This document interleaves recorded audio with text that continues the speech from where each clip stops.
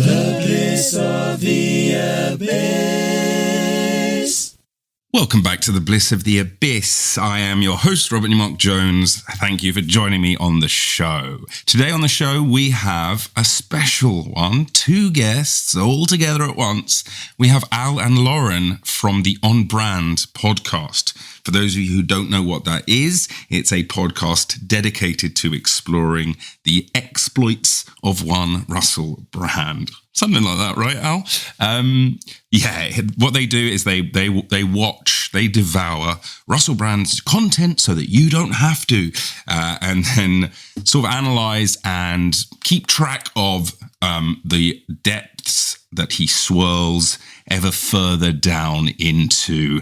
I think today, actually, which was this episode was recorded last week, and today I just saw the newest grift, which is he's now selling, or not selling, but hawking this necklace that you wear that has an AirTag thing that keeps out bad data signals because there's Wi-Fi and 5G flying around everywhere and it's really bad for us. It's really toxic. And so buy this charm, I wear it, and it's like $240.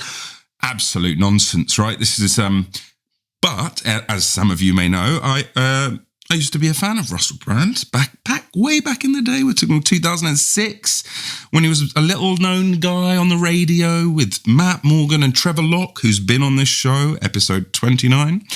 And it was just a good time at the movies. And nowadays, not so much. I mean, he's just a horrific. Post-sexual allegations, it's got worse, but COVID definitely broke his brain. And so in this podcast, we discuss all of this. We just audience capture, how he became pro-Trump, anti-vax, the sensationalist headlines, the unfounded conspiracy theories, the association with horrible misinformation peddlers, known sex offenders, Tucker Carlson, Alex Jones, Don Trump Jr. We also talk about performative prayer, the credible essay allegations, and I share some personal anecdotes as well from my interactions. And we also had just such a good time. So, by the way, sorry if the audio here is a bit different. I'm in New York and I'm not in my usual space, so there are a few more variables outside of my control. But can I just say, it was such a pleasure to meet these people and spend time with them, and they were very generous with their time. We talked for a long time and it was just fantastic. I really enjoyed meeting these people, and I would really highly recommend that you listen to their podcast OnBrand, because it is one of my favorites. Absolute first, top of the list. If an episode's dropped, it's up there. It's always up next in my chamber. So please follow the links here or search wherever you get podcasts for OnBrand, because it's fantastic. And I won't blabber anymore because we've got a lot to get to today. So without further hesitation, it gives me great pleasure to welcome to the show Al and Lauren from OnBrand. Yeah, let's save the energy. Recording. So I'll give you a proper introduction at the beginning.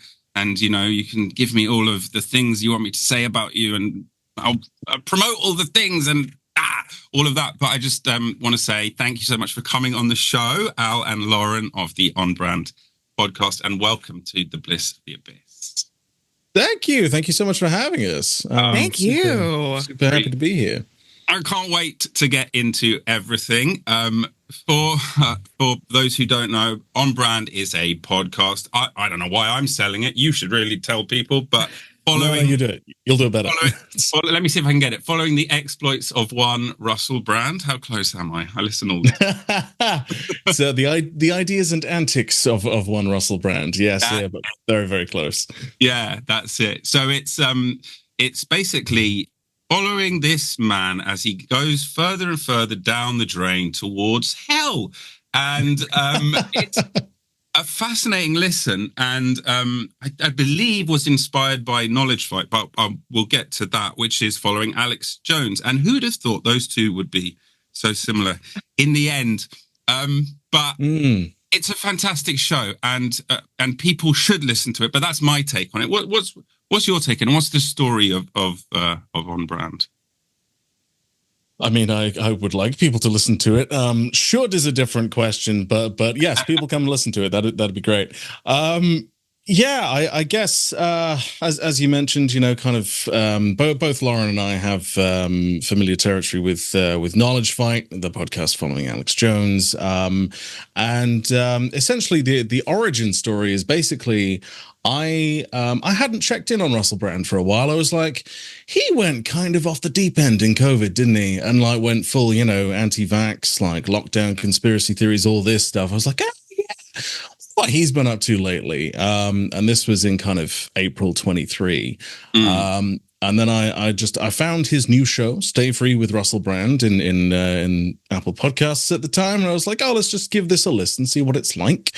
Stuck one on, and within a minute and a half, I was like, "Oh, this is a problem. This is a big problem. Is anyone dealing with this at all?" And kind of turned out not really. There wasn't really any coverage about it. No one was paying that much attention to it. And I was like, that seems ill-advised. And so I was like, okay, I guess that kind of falls to me a bit to deal with some of this. We kind of. Myself and Lauren met through the Knowledge Fight subreddit, actually, because I kind of put feelers out and a shout out on there for people who wanted to get involved. And then, after kind of chatting with Lauren, kind of made the decision that like we had really good chemistry and I really liked them. So I was like, okay, yeah, let's run with it. And they know a lot of stuff as well, which is helpful. And then we recorded the first shows, and it's been a fascinating ride ever since, to be honest. Bit of a roller coaster. A lot of a roller coaster. Yeah. So Lauren, you didn't actually know Al before you met on the internet on a subreddit. How romantic. Correct. Not that anything that way. But you are, of course, an American. And for those of you who don't know, who are listening, Russell Brand basically only makes content for Americans nowadays. So you provide the other side of the Atlantic take of everything. Yeah, well, and I'm pretty plugged in, especially the things that happen by yourself, especially if you're home all day and that's you kind of are isolated for your job for any number of reasons, or you just listen to podcasts all day. You think, well, everybody's doing this. Not. And that's okay. And that's maybe makes you a little weird, and that's fine. I tell myself all the time that it's okay and normal and not weird at all. And and my partner actually was the one that saw the thing in the subreddit and then was like, hey, because I had a little bit of experience, teeny tiny. I'd done like a series. I got to talk about the Wat Tyler's Rebellion. I got to talk about that and like in terms of like, enthusiast. I'm a history and also news and current affairs and any information I can get my hands on enthusiast. And so, and Mike still is like, you have an interesting and important perspective, and I don't really have like credentials that are academic and I don't know, or official, but I do spend like every waking spare moment like sucking in information with my brain, and I also have done a lot of academic. It's like I never finished anything because my brain's broken, but I've done a lot of the steps to get to the credential, except for the walking across the stage part. Right, yeah. Okay, and getting a piece of paper part. If it costs money, it's not as like available. I was gonna say it's a little more expensive where you are. Yeah. A car a year, at least. A nice car a year. Yeah. So, and also just having that kind of interest and being able to sort that stuff through my brain. And like, there had been coverage that I was seeing of Russell, but it was in a greater context and not of his content specifically. And I think similarly with Alex Jones, and what they found with the lawsuit is there's a lot of claims that can be made that are broad for this person, kind of like, oh, this is the vibe they give off, and then I can listen to bits and pieces that don't sound as bad out of context. Whereas like, or like you kind of just have to guess. Like Conspirituality is a great example of like people that have been keeping an eye on him, but they keep an eye on a lot of different figures. So they're like, well, we don't know how he stands on abortion, as I heard, like one kind of like update that they had included in, an episode. And I was like, oh, well, I do, because we just talked about it last week. But it's also not like, it's all in context because of the words that come out, a sheer volume of words that come out of his face. Yeah, I know. Yeah, Russell does that. Yeah, yep. Yeah. Whereas like Alex Jones is more like volume of stuff he makes other people say and then he yells over it. Whereas like Russell just pumps out sentences. Yeah. With Alex, like you're going to get long periods of silence. With Russell, he is the antithesis of silence. That is unacceptable on his show. If there is a void, he will fill it. Yeah, and he, I think, is very careful to never ever publicly lose his temper. I don't think I've ever seen him. It's all performative. But Alex Jones is the opposite. He's always absolutely foaming at the mouth, ready to have an aneurysm. For you and for the truth.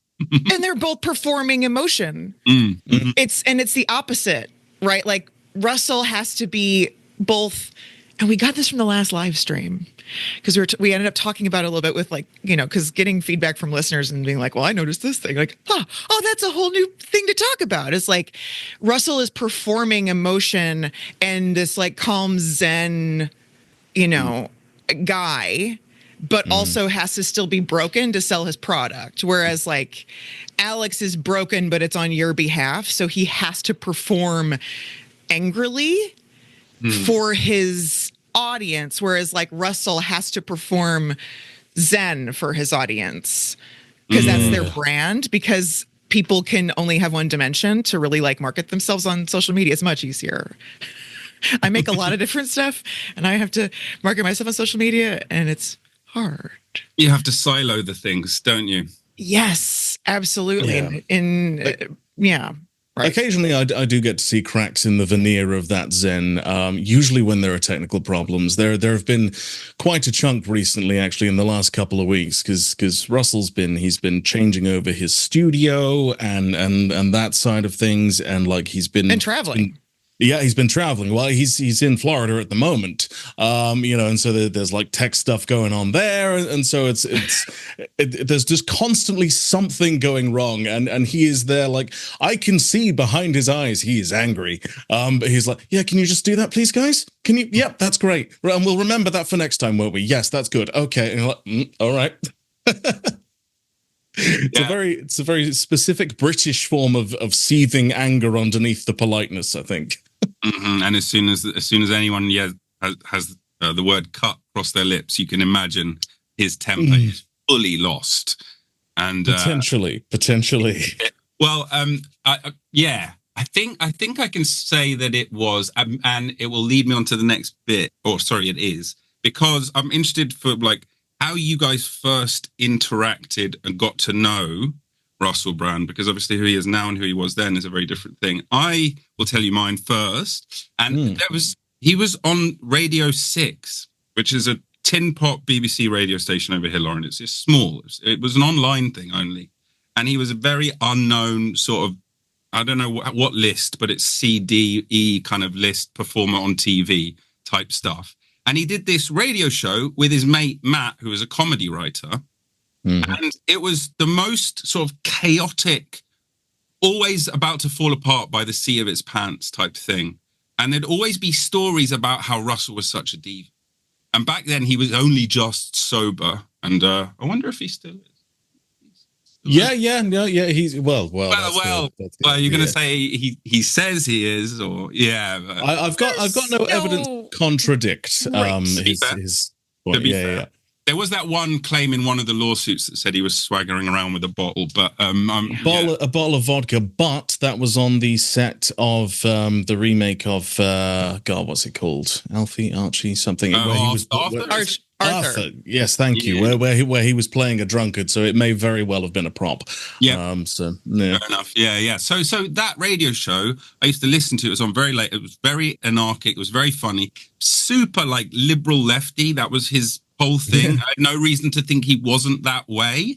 But stories would come out about how he would hiss, and his mate Matt was like his best friend who would sin him through like the depths of addiction.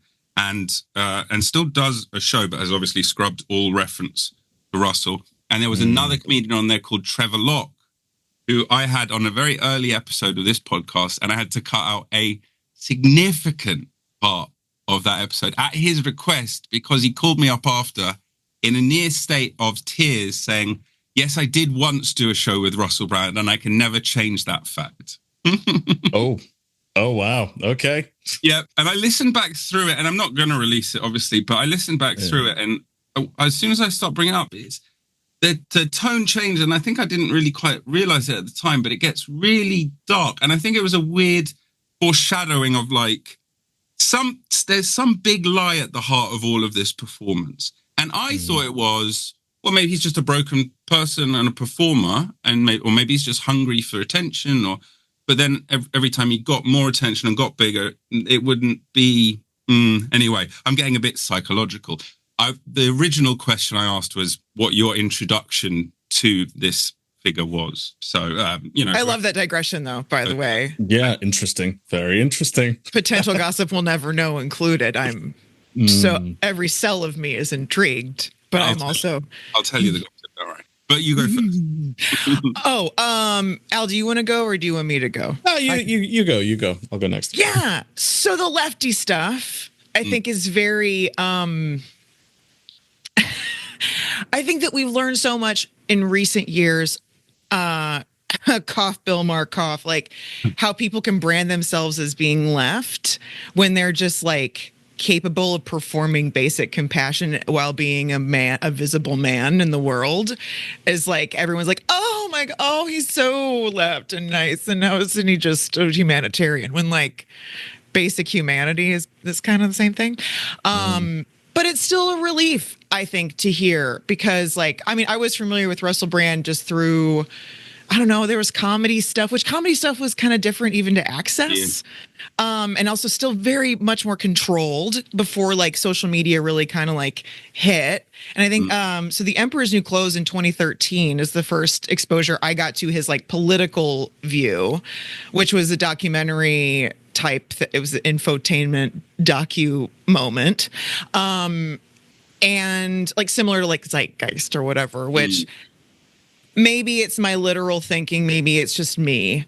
I took very different lessons from that type of kind of infotaining thing than I think most people are looking back and kind of critiquing. Because Zeitgeist, I was like, oh yeah, vote with your dollars. Yep, we should all do that. Government should do that. Individuals should do that. That was what Woody Harrelson said in my memory. And then, you look back and you're like, oh, there's a lot of really bad stuff that people were saying, but it was thinly veiled. And probably the same thing is true for like the Emperor's New Clothes kind of infotainment docu thingy. But he, that lens, yeah. But like when I'm coming from, I'm already bringing my knowledge, understanding of kind of the dynamic of capitalism and like modern kind of international affairs and domestic, right? And so he was just like screaming about Reagan and Thatcher for half an hour, and I was like, yeah, string them up, so. I'm an easy get if you're going to complain about those two cretins. Like, oh, okay, let's party. I'm here. So that was like my kind of like, oh, okay, I get where he's coming from. And what he was saying, I think, is completely genuine. Because I think if you're just an entertainer, quote unquote, you have an innate understanding of what people want to hear. And magically, what people want to hear also happens to be leftist. Funny that. Making big eyes I'm doing right now. Right. So like popular, nice sounding things also happen to be leftist ideology. So you can just say that because that's what people want to hear. And not believe it. But there's, with a more controlled kind of public face, which is what he had. He was kind of became this, 2013, he was like a BBC commodity. He was, he was like a thing a brand that they like protected and were supporting and making money off of. He was being commodified. So keeping his brand very controlled, his public facing brand very controlled made sense. And so that's kind of what I had seen. But then, I had heard bits and pieces, obviously through Conspirituality, Decoding the Gurus. Like there's other kind of coverage that I got, but it wasn't anything that was like, I don't know. I've seen a lot of people go off the deep end. Mm-hmm. And I'm like, all right, that's another one. Makes sense to me. But yeah, that was well, in the Goth Detectives. I am a bit of an Anglophile when it comes to BBC entertainment, so I'm familiar with the radio. Russell and Noel Fielding, yeah, like and the Big Fat Quiz, Oh, yeah. And he's a charmer, man. You put him on like a panel show. You put him in with people, and he's a grade A charmer. And I've known a lot of people like this. I have a tendency as myself being like what I call myself as like a used car salesman, golden retriever person. It's like, it's not hard to be affable, and funny, and just by making observations too. So that I think that a lot of people could relate. Because you got him in small little bits. So that's kind of where I was coming from as far as like, I knew there was potential for whatever was going wrong. I'm like, oh yeah, probably. Yeah, let's see. Yeah. I suppose for me, I think the first memory I have of like properly engaging with Russell Brand was in like 2007-ish. My mum got me one of his stand-up DVDs for Christmas, which looking back was a choice. I'm not sure this should go to kids, but okay. But it was a different time. And like around that time, he'd done all the kind of comedy stuff. He was doing Big Brothers Big Mouth and that kind of thing back when Big Brother was big and all that.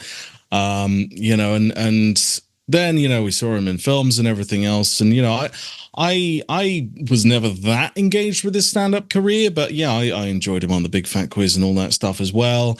I would enjoy the kind of panel appearances and that side of things.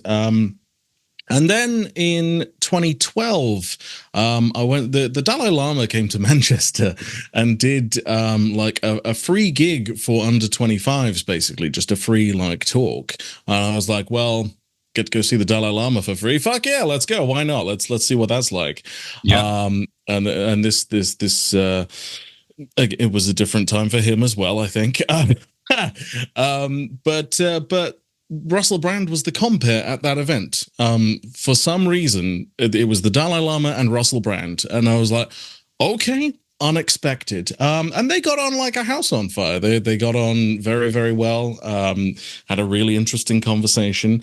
And I was like, okay. And then yeah, kind of, he did his kind of political, divorced Katy Perry and decided, I don't know, I think he went through a period of sort of nihilism and searching for meaning in left-wing politics and trying to make the world a better place. And I do think those beliefs were sincerely held, which is why he struggles a bit now, every now and then, in dealing with some of the awful views he has to traffic on his show.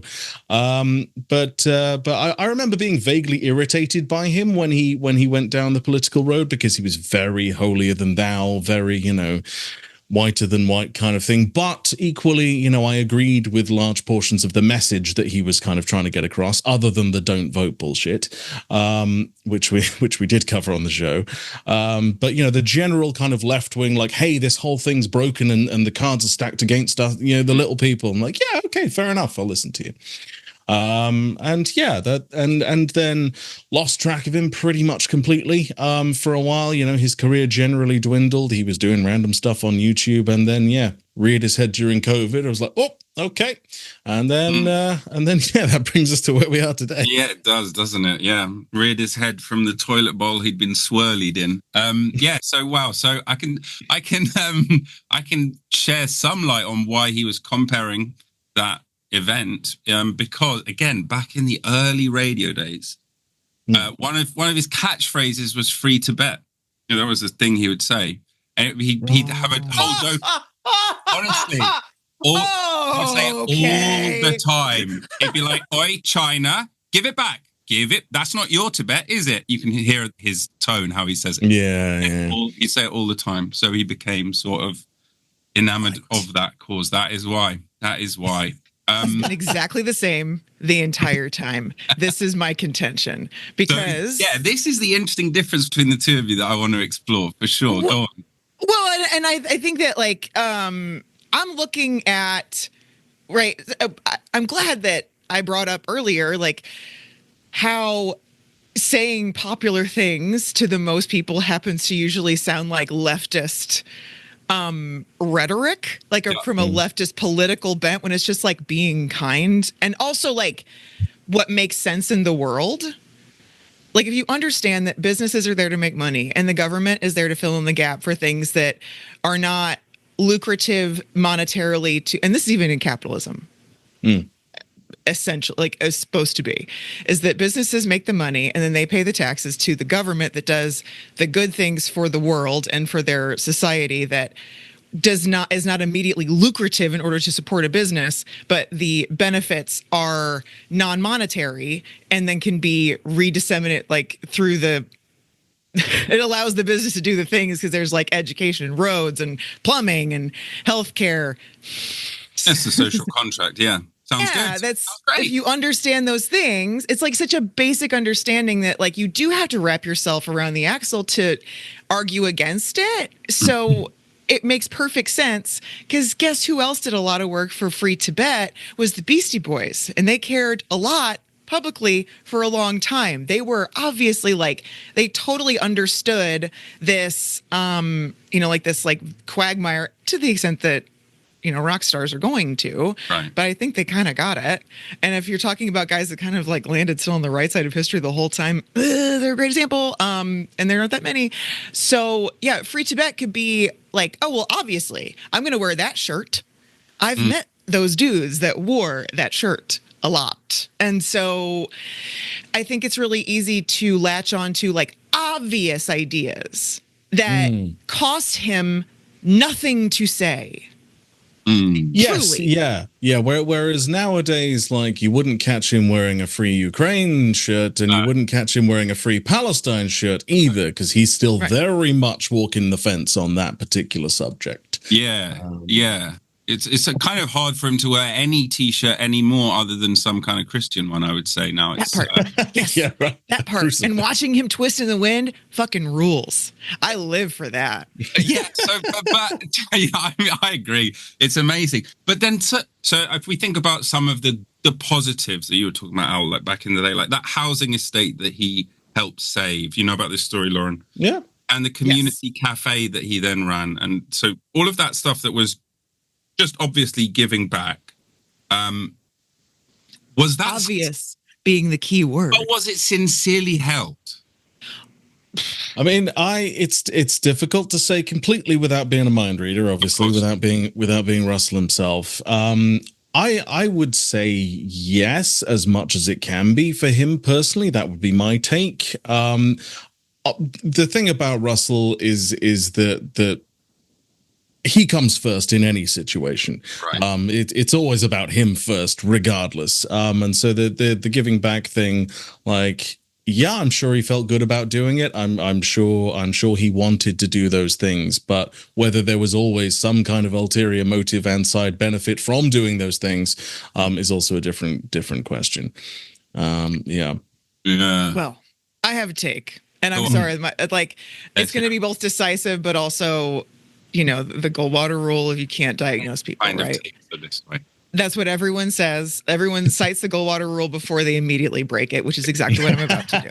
Cool. So if you learn about through the reporting and through the victims and the survivors and their statements, plus not a super great upbringing that would encourage like a healthy emotional development, this person probably doesn't have an altruistic motive that makes sense to them. I think that he does the thing that is the most popular and works, and then he likes the attention that he gets from that, and that feels good, because that's what like a narcissist or like a sociopath, like they don't really have the same capability for altruism that we have. And done like, no, I'm say we people that have kind of like, I mean, what was I?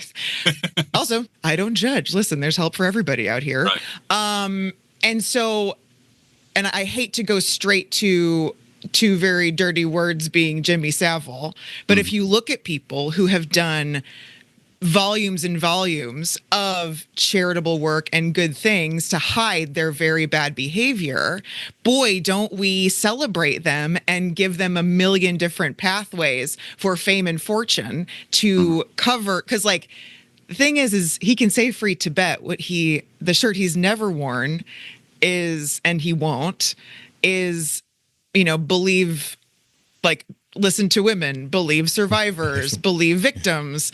That's not something he was ever advocating for. And isn't that convenient that like, and it's orientalizing in a way, like he's saying like, let's look at this far off, very important and complicated, like issue, but it's very far away and not personal. So being benevolent is like good generally. But also means, it also ties into the whole, basically all his content is about America now, because he can go there and he can interact with it, but also it can also be far away and it can also not be something that has to impact him. It's much easier emotionally for him. He doesn't fucking live there, like he had a house there. I don't know if he still does. He had a house in Los Angeles, but that's it. That's the closest he's come. It was rented from 50 Cent. And there was a mole that lived in the garden.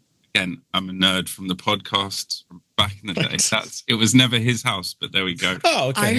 I heard mole, and I had a whole like mental journey of a spy. Russell, Diddy, there was a mole in the house. That's was it fascinating. It was Viddy or Diddy. Listen, I can't.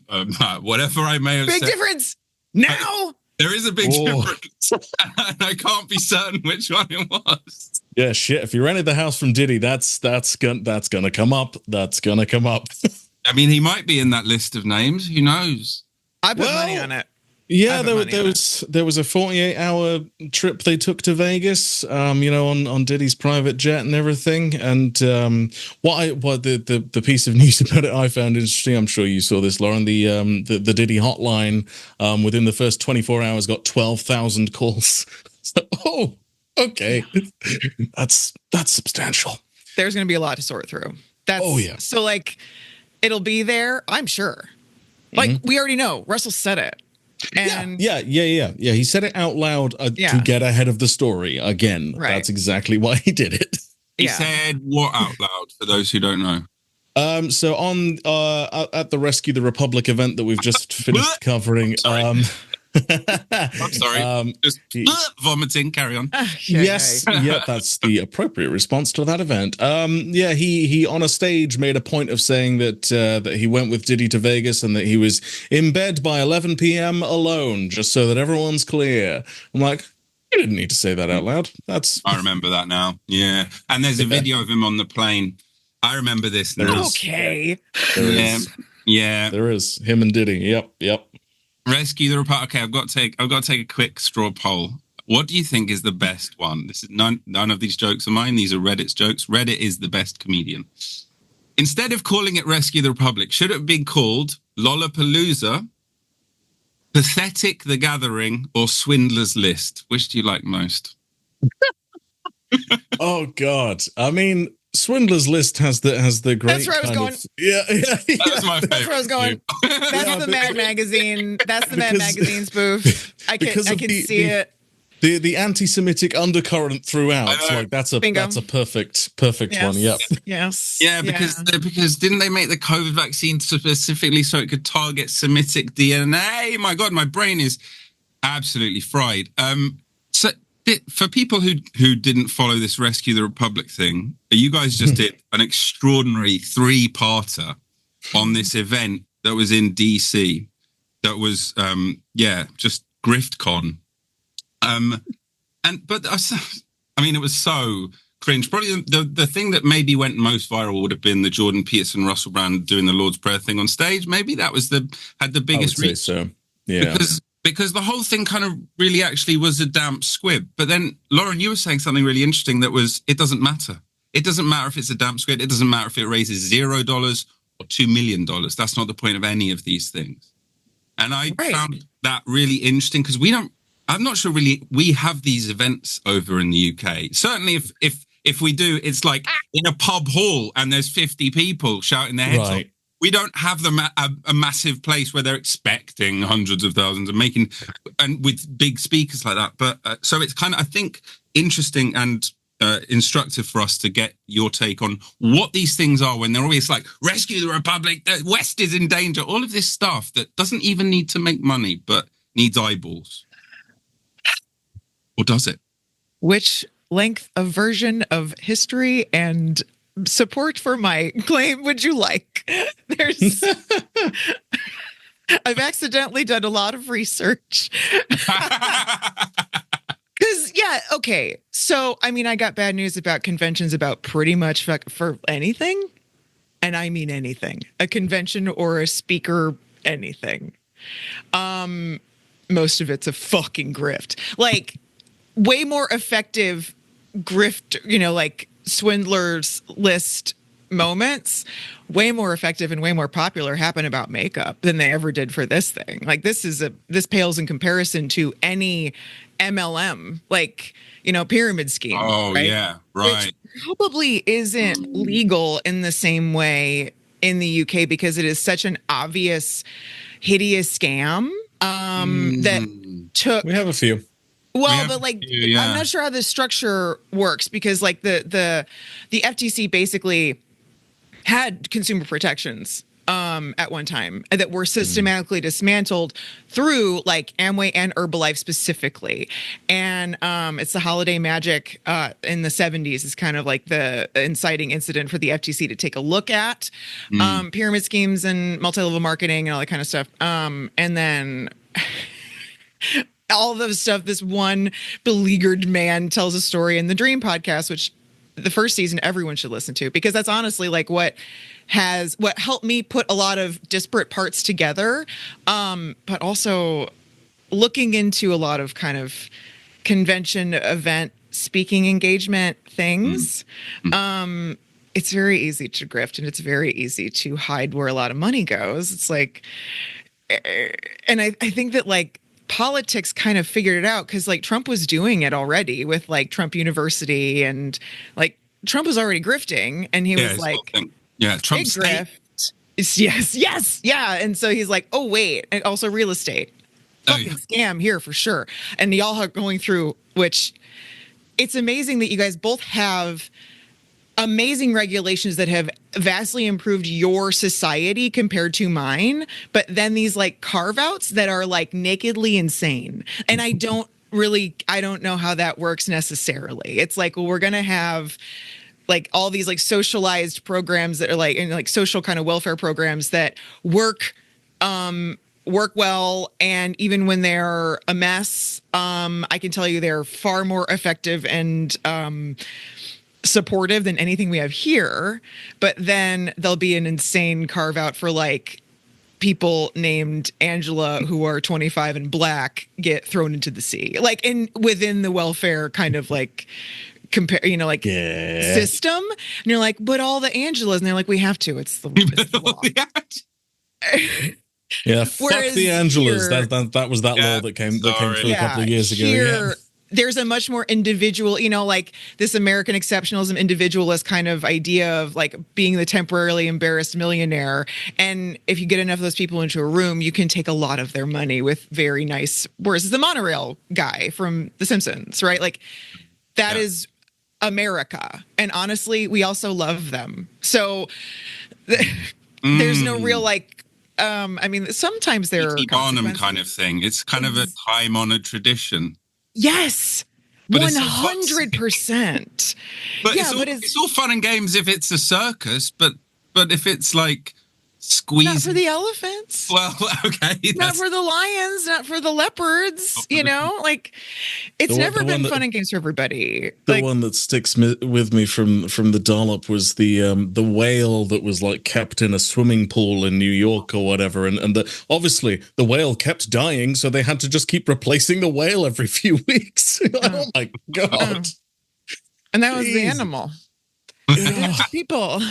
Yeah. Like, that's like, well, and the history of like sideshows and the circus are like intimately intertwined, like with tattoo history, which I did tattoos for 11 years as my day job. And so if you make me learn about a thing, I'm going to dive into the history as much as I possibly can, because that's just me. So I'm very aware of like the kind of fly-by-night hucksterism, snake oil salesman thing. And which, by the way, they've always needed artists up until very recently. So we're the ones that are painting the signs for the outside of the snake oil tent. Like, we're one of the few people that are getting paid and love to gossip. So we're kind of like the ones that no one listens to because we're artists, but we know everybody's business, which I bet actors are very similar. And so anyway, I think it's interesting that like the pageantry is the point. If they go viral, great. These events are so common, and they are lucrative. Like they're lucrative in a number of ways, because anywhere where you can kind of hide money that doesn't have a lot of critical eyeballs on it is going to be exploited. And with like event coordination and organizing, and also like fundraising, especially if you're like not on a main platform, if you're like on the racist GoFundMe. Ooh, no. What's that called again? The racist GoFundMe? Give, Send, Go. Give, Send, Go. Yeah, that's where the sorry, Rescue the West event is up. Yeah, and you know they've raised just shy of $500,000, you know, and that's the money that we can see. The rest does need rescuing though, Al, you know. And where are we drawing the line? Is that the old Eastern Bloc? How far west are we rescuing? Just so we're clear. I think you just need to exclude the bits with brown people in, and then you've pretty much got it. Okay. That's the West. Rescue the whites. Yes, yes, exactly. That's what the event was. I mean, it needs rescuing from something. I would argue the people that were on that stage, but there we go. Well, you think about the events that most of the people that were on that stage, their events are called Save the Children. Or they're not, because like it's like WWF and the World Wildlife Fund, or like Save the Children has to be like, it's not us. It is not us. Save the Children TM is like, no, but it doesn't matter, because these events are like, it's not a different event. It's the exact same people saying the exact same things that are emotional appeals to a cognitive dissonance that's held by people that want control in a world where they do not have control. And so you have this kind of, oh boy, I'm so sorry. It's depressing. But like that, it's so easy to scam and grift, and they aren't saving any children. It's anti-vax. So you can call it anything you want. You can call it failings. You can call it a chocolate homunculus. It's not gonna, it doesn't matter, because I think Let the Children Die would be a more accurate name, but actively poison your kids. Yes. And it's also like the accusation is the confession within that, like, why are we calling a Canadian and a fucking British guy to rescue the Republic? I'm sorry. Peterson and Russell Brand. Yeah. Or maybe Polio Party 2024. You know, like let's see what we can get back here. Okay, so speaking of gossip, before I spill any tea, let me just ask you guys, because you have countless hours now on the record speaking about all these things. Has there been any worry or concern about litigation, any event that's occurred where that felt like you sailed too close to the wind and you feel like we've got to cut that out, or could avoid it, or couch it in a certain language? So just so I cover my thoughts as well. Well, we've not cut anything out, and there have been no kind of there's been no legal action, no response from Russell and his team at all, in any kind of sense. Immediately post allegations, we did have a brief phase of calling him a rapist on air. Stop. Yeah, you did as well. You were the one that wanted to sign off with it, and I was like, maybe we shouldn't say that because of the law. I did. Yeah, we later kind of curbed that for sensible concerns. But yeah, so there has been nothing in that regard. And yeah, I spoke to Dan from Knowledge Fight about this actually, and he was because obviously they're in a very similar-ish kind of situation, and he was like, in a way, we're in a very kind of unsuable kind of situation, or because it's the Streisand effect. The more kind of attention that gets drawn to it, the bigger the criticism actually becomes. And that's so it actually benefits them to not address it in any way possible. To just not mention it, don't draw any attention to it, just let it slide and hope it goes under the radar. Right, and that's why he's never mentioned you guys, and that's why Alex Jones will never mention Knowledge Fight. I see. Interesting. Yeah, I don't think Russell knows. I don't think Russell. I don't. I don't think Russell is aware of us either. You think he is? I think he is. He's an attention whore, and every little inch of attention he'll be aware of. Now, will he remember that? Maybe not, because he's also got a brain like a sieve, and it will just be on to the next shiny thing. Yeah, I was about to say he has a brain like a goldfish, so maybe he found out several times and it's already gone. He does frantically Google himself as well. I know that he is also he's a trend hound. So, I mean, it's theoretically possible. There are format things that we've criticized on the show where within a couple of weeks of us criticizing them, they've stopped, but I can't ascribe anything other than coincidence to that at this point. I mean, Occam's razor, they probably noticed it too. He probably yelled at people about it, and we're like, he's going to go yell at people about it. I'd imagine they'd fix it. Now, I paint I'm from the past, so I painted I did because I used to do a lot of portrait, not don't picture portrait tattoos. That's not what I'm talking about. I have an ability to capture a likeness in a simple way as an artist, right? So I painted watercolor, basically and gouache, our art for our podcast. And the one thing which is fantastic. I love the artwork for your podcast. Shut it's up. so Get good. It's so good. Thank you. Well, I like using metallics, and I also had to take a picture of it. So that's the dumbest thing in the world. And it's very, listen, it's still a pain. And I would have much rather been able to do it digitally. It's just not my skill set. But he, if anything, I want him to know it was me, and I want him to know it's the coolest portrait, because I Googled around for portraits of Russell Brand, and I know where to look because I had a lot of experience digging up, artwork, because they also don't want to repeat yourself. You know what I mean? If you're making art for tattoos and stuff, it's for individuals. You don't want to you don't want to rip somebody off. You don't want to repeat yourself. You want to do something unique. Also, just art in general, you should want to do that. And I'm pretty sure I at least did the best looking one. And I hope he saw it. And I hope that he knows it's someone who hates his pukey little guts. I did it out of spite. I harnessed my spite. And I hate him. And that's why it's there. And I'm sure he doesn't care, but he also knows that you can buy it. I know what the price is. You sure can buy it, though. Let's party, buddy. Let's party, buddy. Okay, well, you fueled me up with enough confidence to start this off with this. We have a screenshot. Oh, it's you and Russell. Oh, hello. Isn't it just? And in the middle is my wonderful wife, Caitlin. Oh, hi, Caitlin. Oh, yay!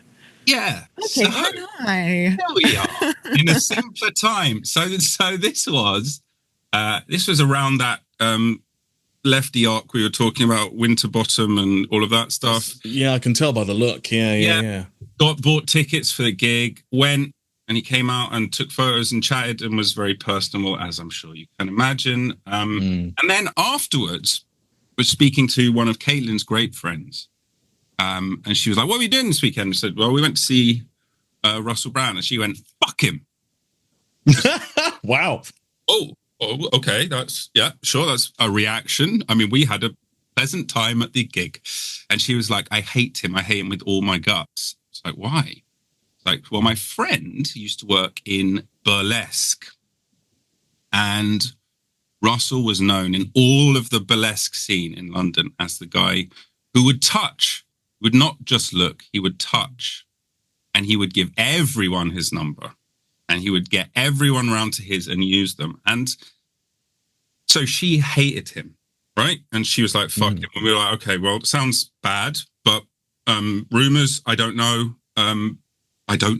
But anyway, fast forward to very recently, we're at a wedding and relaying this story to someone because the Diddy list had come out, and we were saying, well, this is the most cancelled movie of all time, isn't it? Right? Him and get him to the Greek. Yeah. And we were sort of laughing about that. And then Caitlin brought up this story. And then my friend, Sam, told me another story about a friend of his who used to work in burlesque. And she had a deal with Russell. And here was the deal. He would call her up any time of night, usually late. He would come to his house when he lived in Hampstead, I think. He'd open the door. He'd be like, stop. It was like a ritual. He would do it every time. Go, clean. She would have to then go, have a shower, full. He was like, it has to be full. She would come back to the hallway.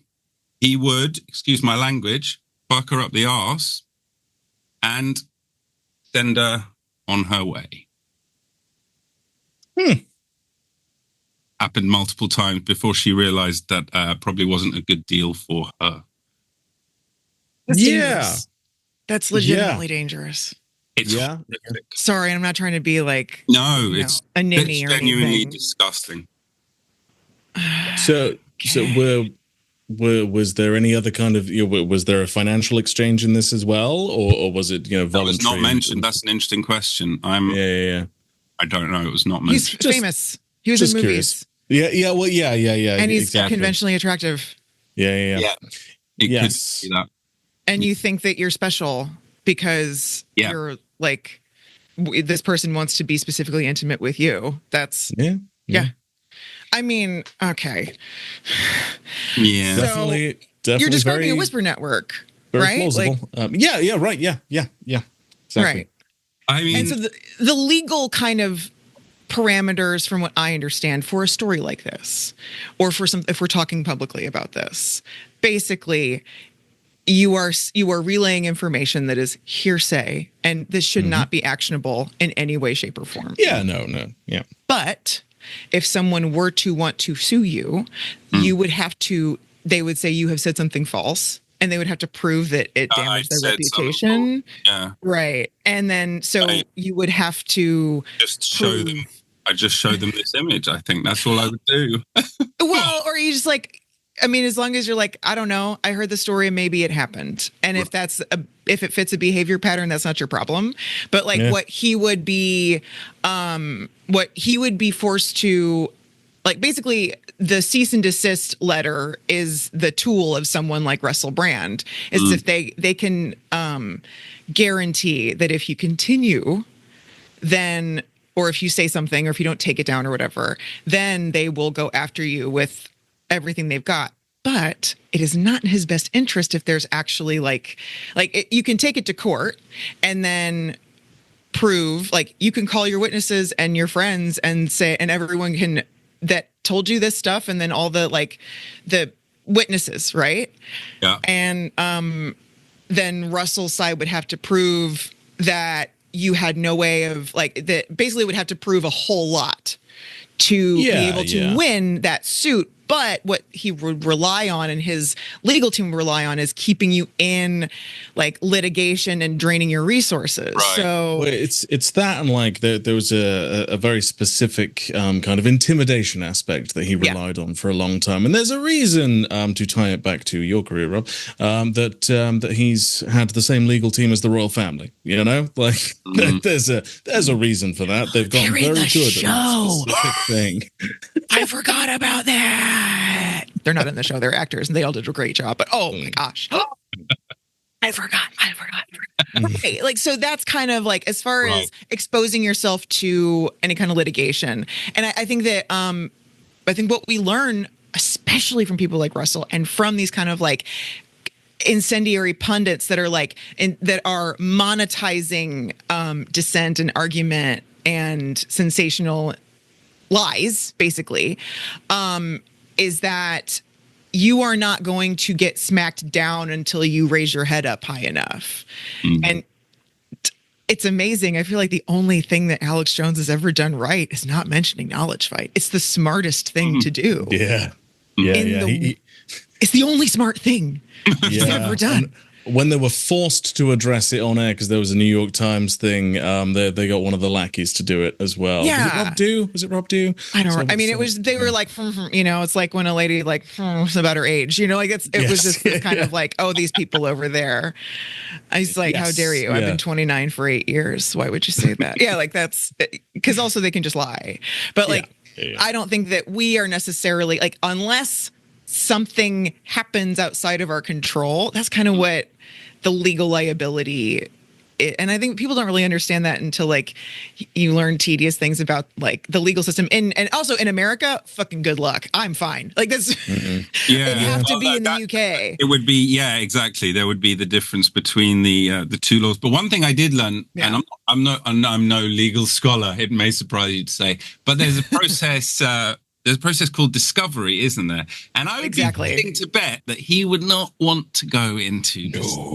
Exactly. No, that's why they want to plea. That's why they want to settle, because then they aren't exposed. Well, that's one of the reasons leverage. That immediately after the allegations, I felt more comfortable using the R word. You know, because I was like, oh, if you want to go to the map, then you're going to end up in some serious shit. If you do want to go down that road,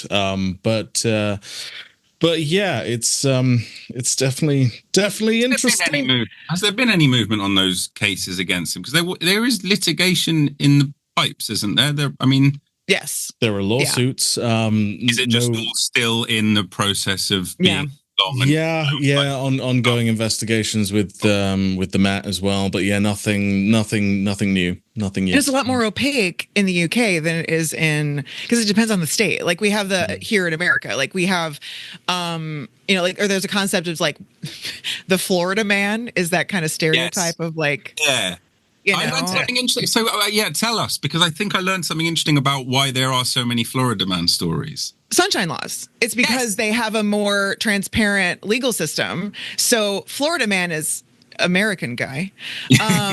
American guy who needs help and isn't getting it. That's what we do here, is we just cook people and let them, we cook their brains and we just send them out into the world, boot them out. So the concept of like, there's a couple of states that have varying degrees of transparency within their like, I mean, also it's like the JD Vance and the couch thing.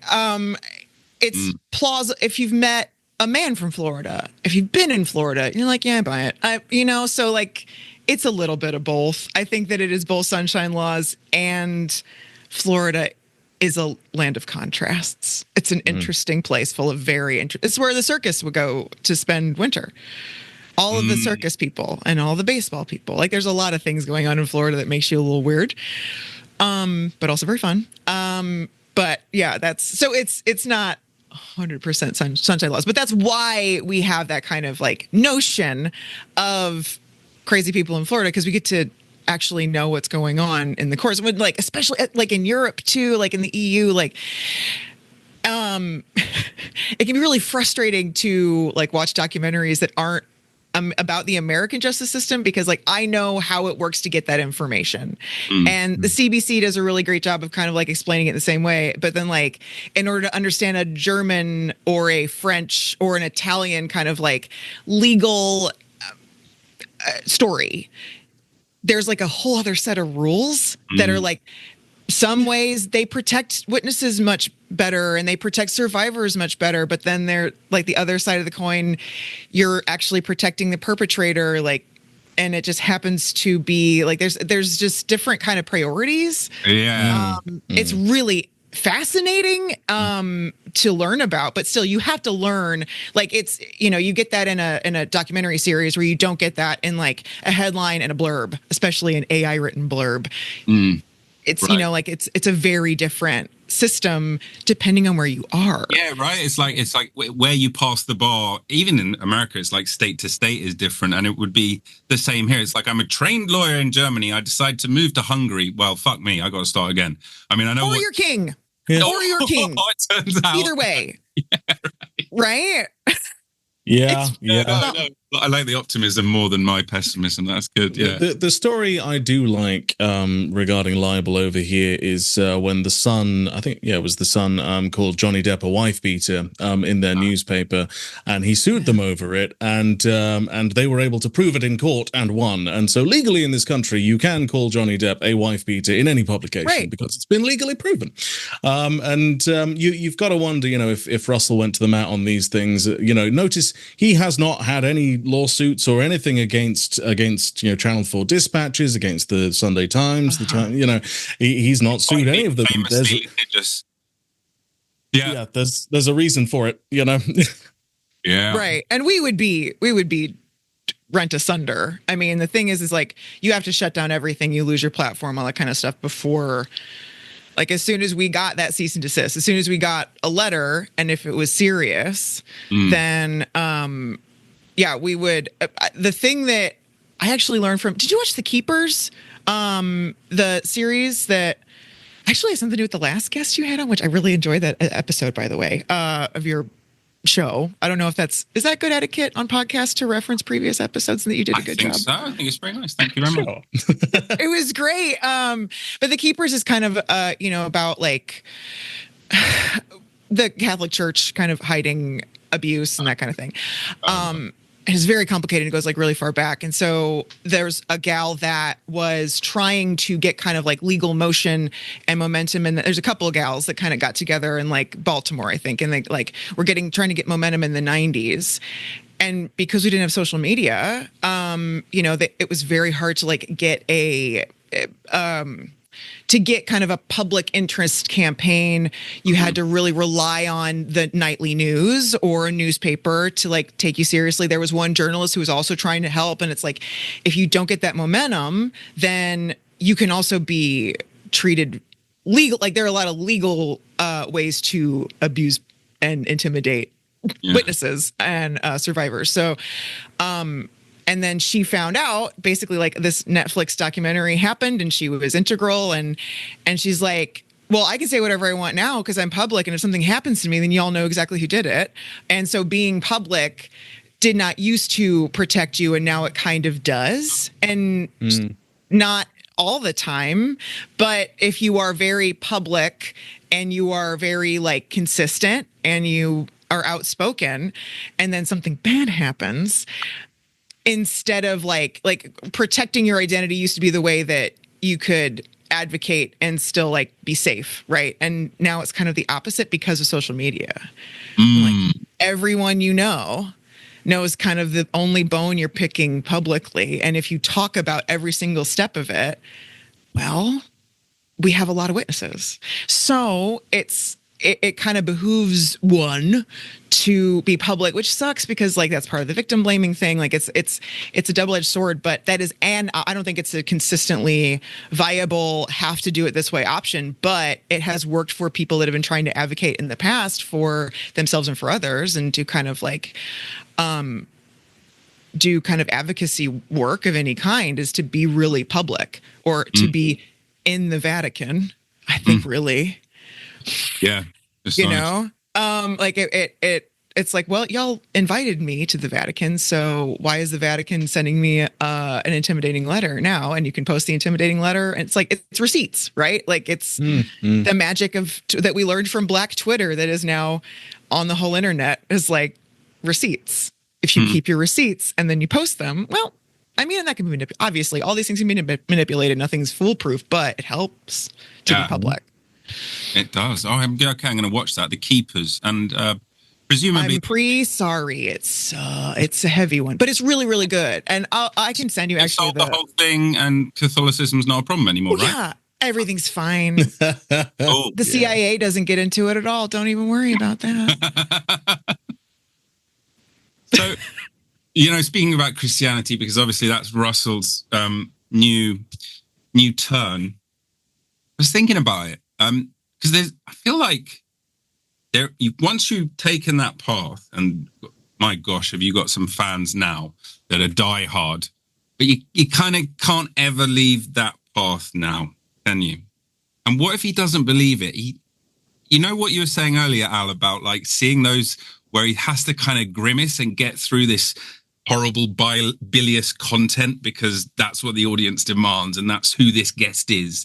Be they like, I don't know who the worst are. That was actually one of the questions I was going to come to. But before I get to that question, what's the next? What? Because you can't go back from the Christian group. That's it. So is there a next? You can't be an apostate. They won't allow that. Oh, they supported Trump. I mean, but his favorite book of the Bible was convinced.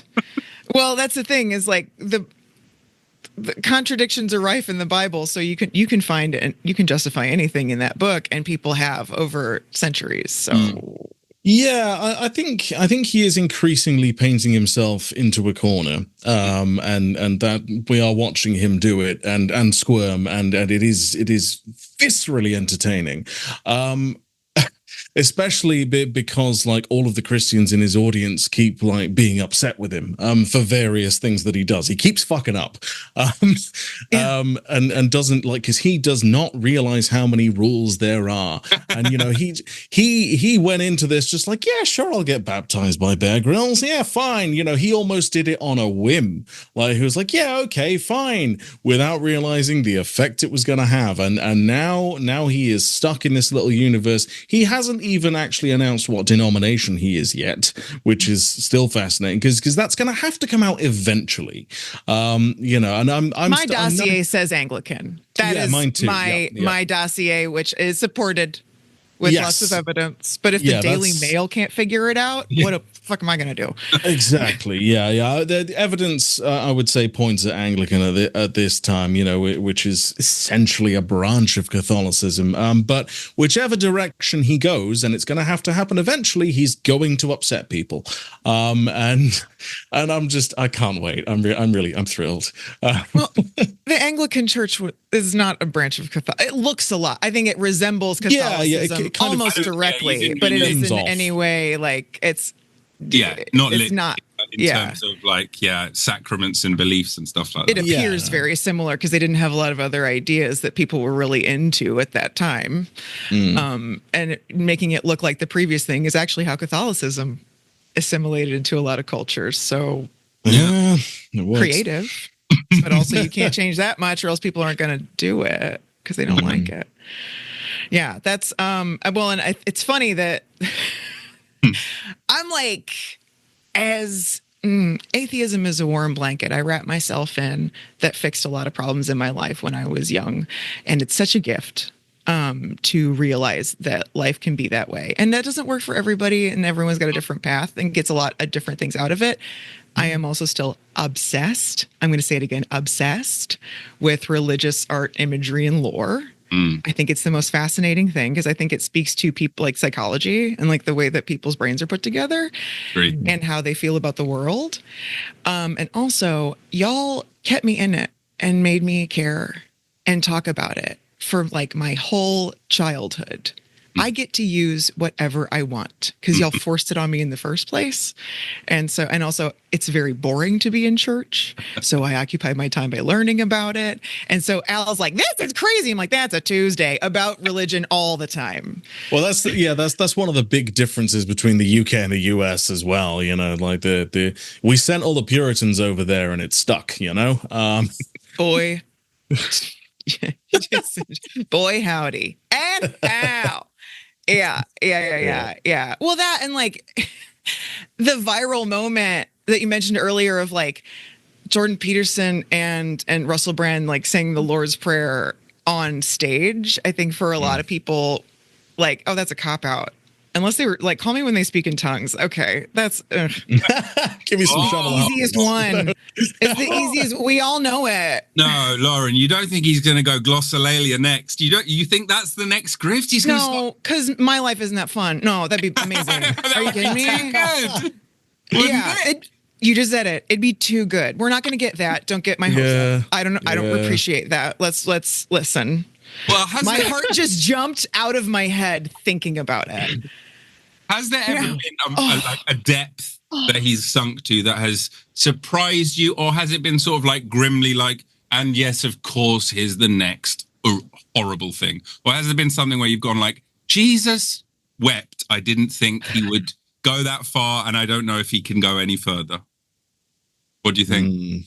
I think we're going to have very different answers, and I think, so I'm going to let Al go first. I'm so curious what you're going to say. Yeah, I think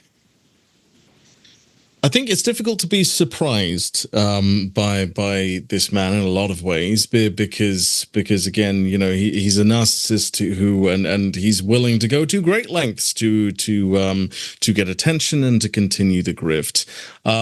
But you know, there are definitely.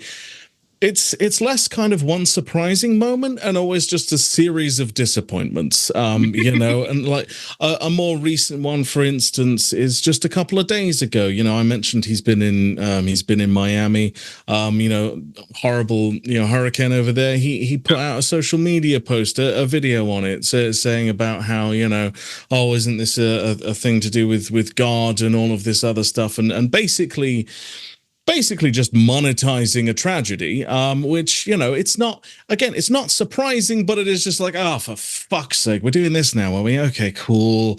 You know, and it's been a series of those for a year, you know, and it does keep sliding downwards, continuously and forever.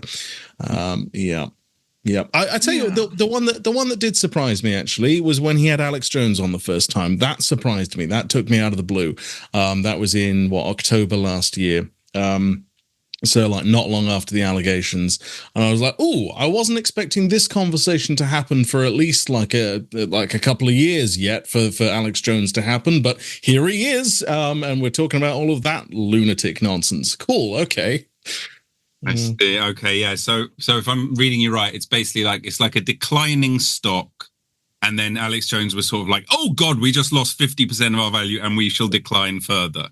Yeah, the allegations kind of really did help that slide. Yeah, that's who's willing to talk to him. Basically, is like the indicator, because the thing is like, and how I feel about I agree. I think with what Al is saying, and then what my take is like, well, he's a liar. Like, so anything that comes out, like anything is going to come out of his mouth. He's a liar, and he's such a good liar that he can convince him. Like, isn't that what acting is about? Is like you are embodying a character, and if the more completely you can do it, the better you are at acting.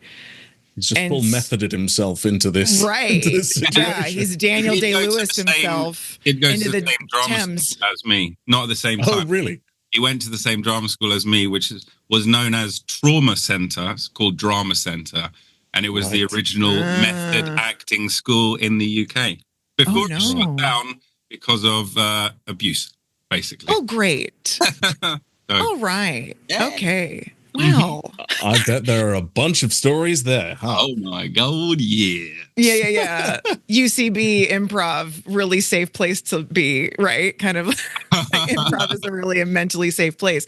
But that's the thing is like he's lying. He's making up kind of whatever works in the moment. He's a shark, right? He's just feeding on what is in front of him. So it's hard because he will say things that are shocking either accidentally, which happens, I think, more often, or on purpose.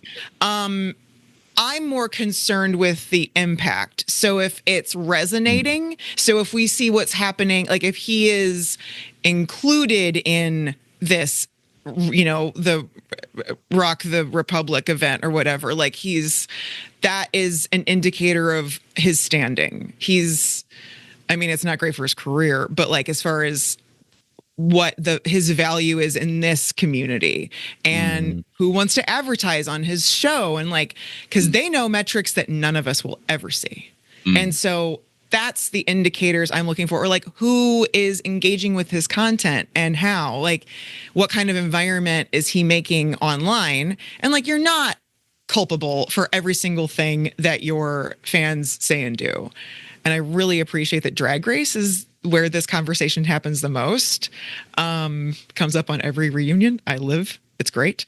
As far as like okay, well, you sicked your fans on this girl on Twitter and you didn't do anything about it. And now you have to answer to the lady RuPaul herself about it or whatever. And so like, we are not culpable, but at the same time, you are generating an environment and a fandom. And so like what is comfortable, what's the temperature of the environment that he's generating? And also what kind of impact is he actually having? Because I think that he slid so easily into the wellness. Like I think he smelled the wellness industry early because he knew he could play around with that. So that I think that lines up entirely with the Dalai Lama. It lines up with like his like Luminary podcast or like, the other podcast Under the Skin and stuff like, as a very lucrative vein to tap. And I think he should have just stayed there.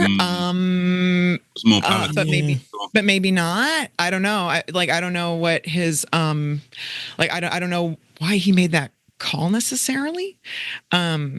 But regarding the temperature thing, what I am always fascinated by is the things his audience are saying. Just trying to get a feel for like who actually is listening to this, who is paying attention to this. Yeah. And I will say the conversations are wildly different, between Rumble, where most of his content is, and his locals channel, which is the private paid subscription to like additional stuff. The conversations are wildly different, generally more pleasant among the locals channel a lot of the time. However, you go over on the Rumble and you get people, and I've seen these names come up repeatedly because I occasionally like to watch live just to see the comments scroll by, and you get like at the DNC people saying, well, there are just too many blacks, aren't there? We should send them back to where they came from.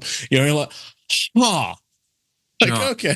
That's just part of the stream. That's just part of what we expect here. Yeah, the temperature. Yeah, exactly. But on Instagram, people are signing off with namaste. Yeah. Right. Yep. You get some of those in the locals, locals channel as well. The kind of, because I feel like he's audience captured, but if on Instagram it's namaste, and then on Rumble it's like racism. And then on locals, it's like defending SA allegations. How does that all coalesce in any way? Those feel so disparate and all. Well, I think it's an aspect of like the crunchy to alt-right pipeline, horseshoe theory, basically, isn't it?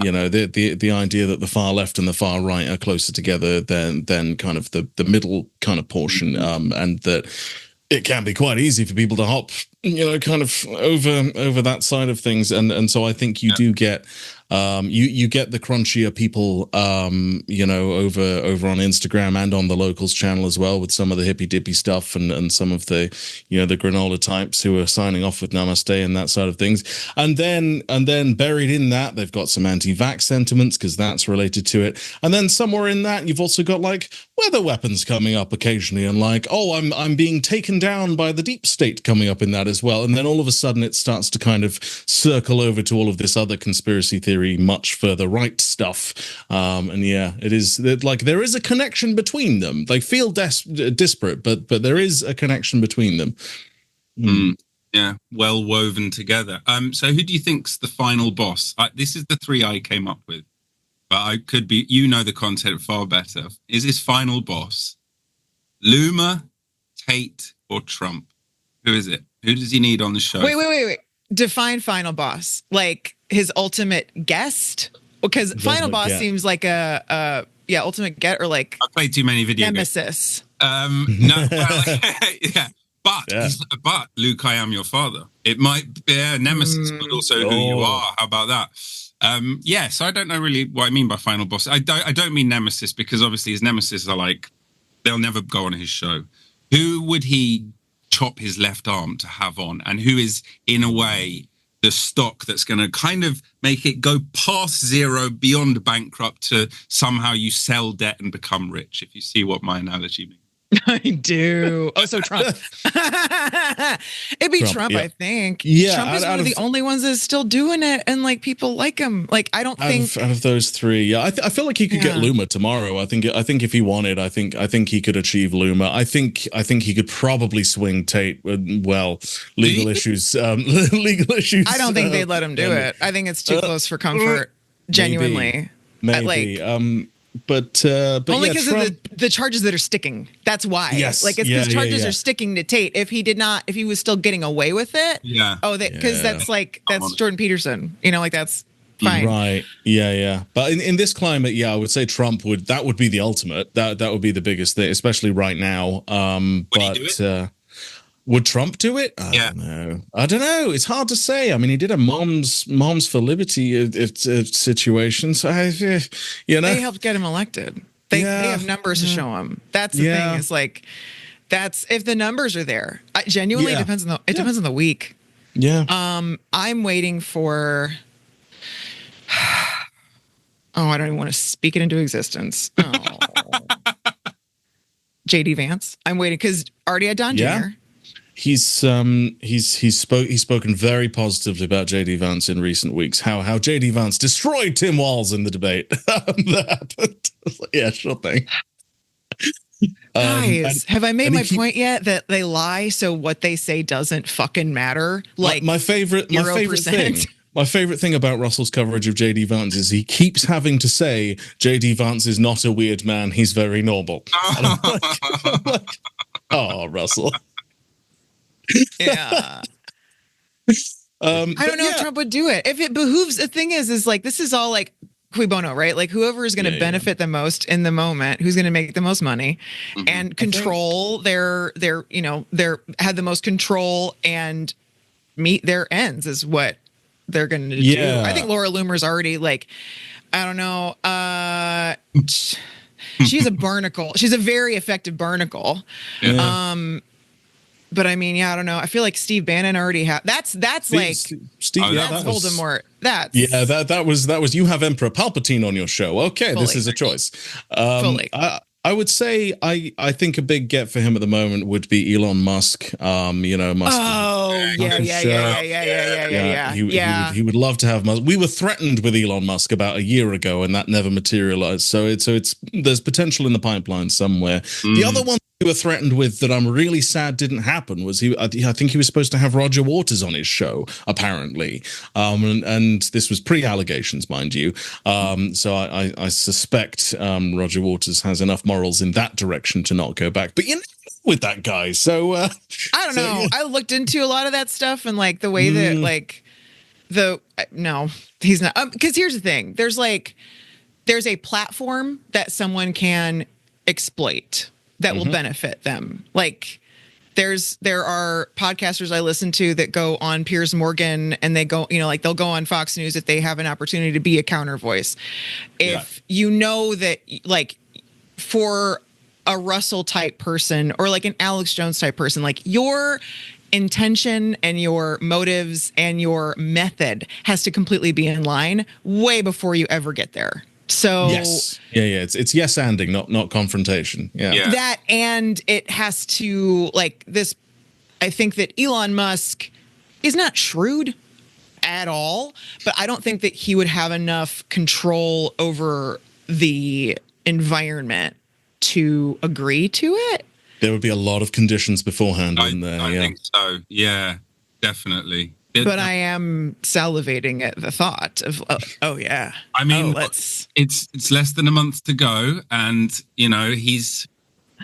both of those gentlemen clearly want the election to go one way, and if they decide Russell's platform is a useful one to use, they will use it. In a way, I think Russell's more shrewd, genuinely, because I think that he's a better shark. Yeah, that's scary to me. He's a much better predator than either of the two of them, which is take that however you will. Yeah. I don't want to take up too much of your time. You've been so generous with it. Do you see how long our episodes are? I know. Mama, you're in my home and you are welcome. Oh, thank you. I was just We're here. So I love your show. I listen to your show, but I couldn't do what you do. So I was just wondering, how do you watch all of this content without clawing your eyes out? I need you guys to tell me about this. I can't go to Russell for it. I'd be eyeless. Yeah. So from my perspective, in terms of kind of putting the show together, obviously I watch all of the stuff that Russell puts out on Rumble, and then all of the stuff that he puts behind the scenes on the Locals channel as well. And yeah, some weeks are harder than others. I'm not going to lie to you. But I think it helps that it has kind of an impetus behind it, in that there is a purpose to it. It's not just watching it for the sake of it. It's for the sake of debunking information and putting that out into the world to an audience. Most importantly, and that definitely makes it a lot easier. Having Lauren there makes it a lot easier on me personally as well, because I can kind of get a little bit excited. I can be like, oh, this is going to really piss Lauren off, or like if there's something I find that's funny, I'm like, oh, this is going to be fun, So there's that element as well. But yeah, it definitely can be tough. Rescue the Republic was tough on that. There was just too much of it. But yeah, in general. Whereas Lauren, like you take a lot of educational information on voluntarily, as you mentioned. You are a fiend for this kind of stuff, and I think that takes a different kind. Yeah, I mean, so I don't know what we're covering any week, right? Right. So I've just kind of taken it upon myself to, okay.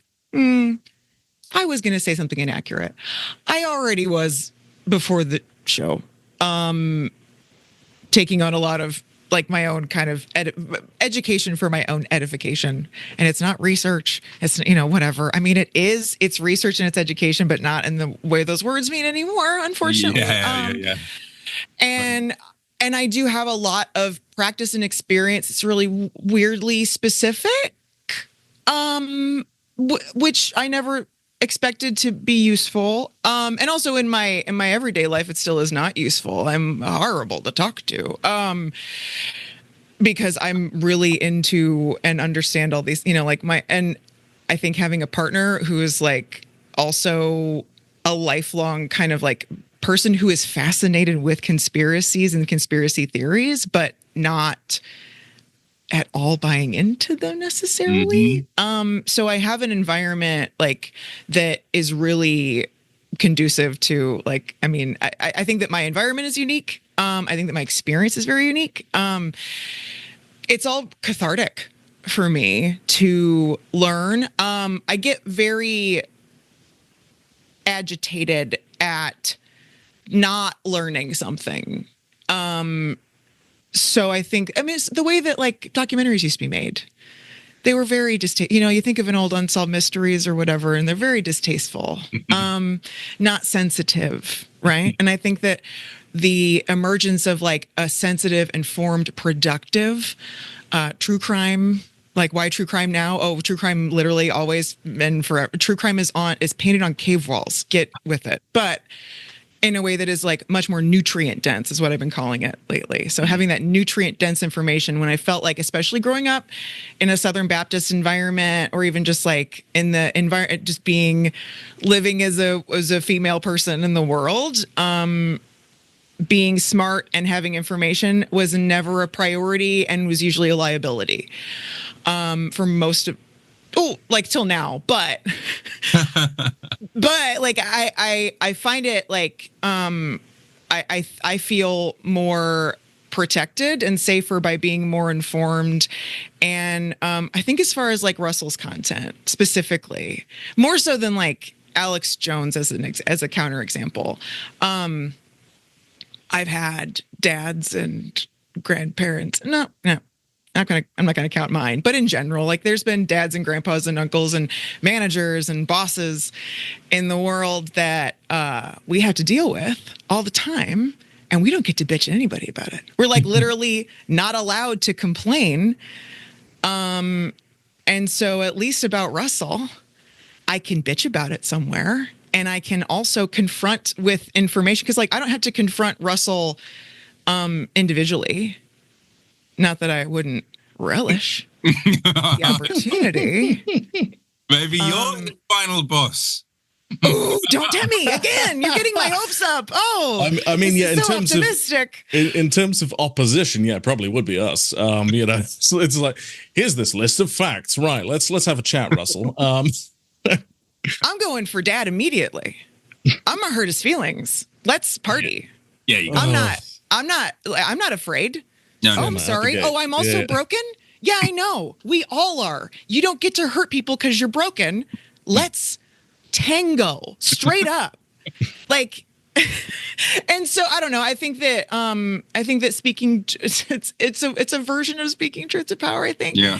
And what I appreciate, because like I know Russell's not going to hear it, and wouldn't care anyway. But if I can give listeners and like a template, pick which one that works for you, but a template to combat this kind of gaslighting asshole in your daily life, how to stand up for yourself, or to find like a psychotic pit bull person like me, but also golden retriever used car salesman person like me to team up with to defend yourself. Because I get that a lot too. Some friends that listen and in general is like, no, we need the Joe Pesci people because we don't have the tools on our own. And it's like, that's fine. Because I also don't care if someone doesn't like it medically. So like, I do care deeply, but like if someone is like, it's that kind of, it's that sense of justice thing. Like Russell deserves like, I don't care if it hurts Russell's feelings, because Russell's hurt other feelings and hurt people a lot. So I can't, I am not capable of inflicting the kind of pain that Russell deserves. So for that one, all bets are off. And so like in that kind of scenario, like, it's cathartic for me, I think, because I have, I tattooed for 11 years. Imagine the people that come through that door, and I was successful, and I could manage it, and I could navigate it. And so, in my way, because it doesn't work for everybody. I'll tell you one of we sometimes get some colorful YouTube comments, depending on the episode, right? And one that I didn't tell you that happened the other day, Lauren, was someone accused us of picking on Russell with our show, and I was like, okay, I'm sorry? Okay, girl. That's world's tiniest violin here, for one of the richest 0.01% men in the world who's speaking to millions every day. Okay. Well, it's those comments like, listen, if you have a specific bone to pick with the things that we said, great. Sure. If you're just saying stuff that has nothing to do with, like, I don't know that you've listened to a word. You let me know. You give me evidence that you have listened to and considered what we've said once. Then I'll care about your comment. But if you're just unless you want to tell us how good we look and how fun we are, which you still have to pay attention to that. Like really, or a really colorful insult. Honestly, some of them are really funny. Somebody called me an angry bird. And I was like, yes, that's true. Oh, it's so good. That was one of my favorite comments I've ever gotten. But yeah, I don't know. I think it's really empower. If it feels like at the end of the day, someone will feel empowered to stand up for themselves. Yeah.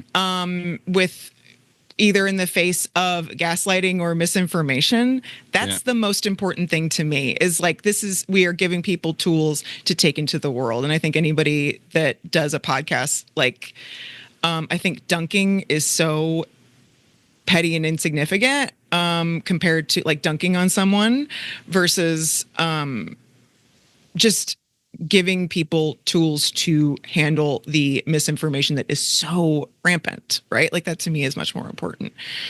And the hammer. And the emotional support hammer. She's always right here. That's we also need our emotional support hammers, right? this is my guy. It's the Speak No Evil monkey. I got the Speak No Evil monkey. My older brother's got the Hear No Evil, and my younger brother's got the Say No Evil. Yeah, so that's all. Oh, that's adorable. I love that. That's great. Anyway. It's not a hammer. I can't use it. I probably could. It's fairly heavy. Just say you can hurl it at someone. You know? I've never actually injured a person with the hammer, and I don't intend to. It is literally like it makes the stuff I make, like it makes art and with sometimes very delicate things, and it's just it's that comfort. It is literally only an emotional support hammer. I'm not trying to hurt people with it. I really hope I never have to. That'd be terrible. Yes. Inanimate object only. Yes. Yep. Yeah. Yeah. Wicked. Your questions are so good. Listen, you're not, I mean, for me, you're not like, I blocked out time because I know how like our show goes. So I'm more worried about keeping time for you. No, I'm good. I mean, the only thing I've got is I'm flying to the States tomorrow, actually. So I've got a 7:30 in the morning flight, which is fun, isn't it? Got to get Do you sleep on the plane? I'm a bit of an insomniac, so I might get lucky, but it might not take. And then I'm just sort of, I'm not going to raw dog it, as they say. Good. Can't do that. Insane people. Can't do that. No, I've got to have a million distractions. I'll have a podcast. I'll have a book. I'll have a little emulation device. I'll have lots of things. Yeah. I can't sleep on planes either. So people are like, oh yeah, I'll just slap on this. Like, but they can sleep overseas. I'm like. What's your emulator? What are you running? Oh, mate, I have quite a few, but the one I'm into currently, this is so fucking nerdy, but who cares? Is this little guy? It's called a MIUI A30, and it runs everything up to N64, PlayStation 1. Nice, which is insane because when I was a kid, it was like you'd get like a PlayStation game as like a birthday present, and that would be it, and it would be one game, one CD, and you would treasure it. And then now this thing, which costs 25 quid, has every single one of those things ever made ever on it. It's insane, isn't it? I've got Xbox back there, and I through dev mode, I've got a PS2 built into the back of it, an N64, GameCube, and a Wii as well. Some of the Wii games that I missed out on that I didn't realize. Yeah, there are some really really cool ones, but yeah, it is nice to have that nostalgia hit. Back to a simpler time. Yeah. Those are the ones I live for. 16, like 8 and 16-bit is like. Yeah. Got some Mega Drive stuff on there. I got Road Rash. Those classic the biking ones. Biking when you hit people as you go past them. Yeah. You get the chain. If you have Twisted Metal on there, that's Twisted Metal, like Crazy Taxi or something. Those are like yeah. Past. Yeah. That's So I worked at Babbage's, which became a GameStop, like when I was in high school. And so I worked with a number of charming nerd individuals. Is it nerded individuals? Is that like the PC term now? It's like nerd identified what's their collective individuals? Now? Yeah. Yeah, they're like whatever is the most responsible and sensitive. But like and also like PC games and stuff. Like it was a very specific, I mean, it was like 2001, 2002. Why would I remember that? Oh, okay. And that, it was a very different, and I'm like, Sonic, I can talk about Sonic all day, actually. That's like that's like a pillar of my being, but also Twisted Metal, because then we all went out and got like, I don't know why that happened. It came into the real world. Like I got my grandpa's Dodge Ram Charger, which is what I imagine it's like to drive the Twisted Metal. Like, do you guys have ice cream trucks, ice cream men? We do. Yeah, still today. Yeah. Same. Okay, good. I didn't want to like make a. Y'all don't have biscuits. Well, you have. Okay, so you have biscuits. You have cookies, but you guys don't have buttermilk biscuits. The closest thing we have are scones. Yeah. And they're nothing like buttermilk. You guys don't know what I'm saying. No, I do. Yeah. I remember because now we've got Popeyes. Popeyes came here, so we have the knockoff buttermilk biscuits that Popeyes. This is true. Well, you're married to an American, so you have a tangible. Have you popped the can of the biscuit before? Like, yeah. Okay, so all right, good. But I have spoken to plenty of Americans who have come and had like Taco Bell and the other things, and they're like, yeah, it's not the same because we have better food regulations. I think is probably why. There's less garbage in our versions, but it might be less delicious because of it. So, yeah, tasty garbage. Either way, yeah. Anyway, that's so fun. We are all just raccoons on two legs. That's all we really are. At the end of the day, yeah. Can you really blame folks? That's the thing. I don't know. I feel like just putting blame where it belongs, understanding that, like, well, okay, we're all a little bit implicated, and I think that's that's the other thing that I really like getting into, to bring it back, getting into this kind of like. Specifically looking at disinformation and having a reason to dive that much more deeply into kind of like foreign and domestic affairs and politics and that kind of thing. I don't know. I think that understanding we're all a little bit like where we fit in it, the intersectionality of it, I think is so satisfying, and maybe it doesn't feel good to hear in the moment. And I think that, and also I get comments being like, oh, I feel so sorry for Lauren that thinks they can't take a break. That's not what it's about. Like from bad news, right? Like, I don't think it's bad news. I think it's learning about the world. And I want it's like the sunshine laws thing. You can either think that people from Florida are crazy and they're all ticking time bombs waiting to explode, or you can find out that it's because of just a regulatory choice somebody made once. And that's how we have this kind of stereotype. Because like, I do feel like the monoculture, and I know I'm a little bit older. Like I'm 8 years older than Al. I don't know where you fall in that. Rob, but I don't know. If I had to guess, I'm 40, so I'm closer to you, but I saw Al liked Red Dwarf and Pratchett, so I thought we must be sort of a similar vintage. But I think I'm maybe 1 year younger than you then. Well, right. And also being overseas is different too. But I think that the monoculture, like the more we absorbed the monoculture and saw like jokes about Monica Lewinsky and the hot coffee case or whatever version. I'm saying very American things. I know that. But that kind of like, we were sold stories so much, like the manufacturing of consent was like the pipeline was so clean and direct that now that kind of facade is broken down. Honestly, it's what makes me mad about fucking Russell and any of those other yokels. Like, you could be just as incendiary. You could be, it's because it's not as easy. There's a million reasons why. It's exactly. It doesn't have the sensationalist, if you've ever watched an Adam Curtis movie, right? It's sort of like, oh yeah, 4 hours of like blow your mind, and this is how this is related to this, and this is how this is related to this, and you're like, wow, this is brilliant. I'm getting taught so many interesting things and putting 2 and 2 together and making 4, and that's just much harder. It takes him ages to do it, and it's just so much easier to just slap on a mic and be like, it's over. War's coming. Whatever. This is happening. Yes. Right. How many times have you used that? It's happening. Yeah, of course. Yeah, that's frequently the name of his days of his day. That's what's on the thumbnails. Is it's happening. Profoundly uncreative fucking clickbait thumbnail names. By the way, yeah, but apparently effective.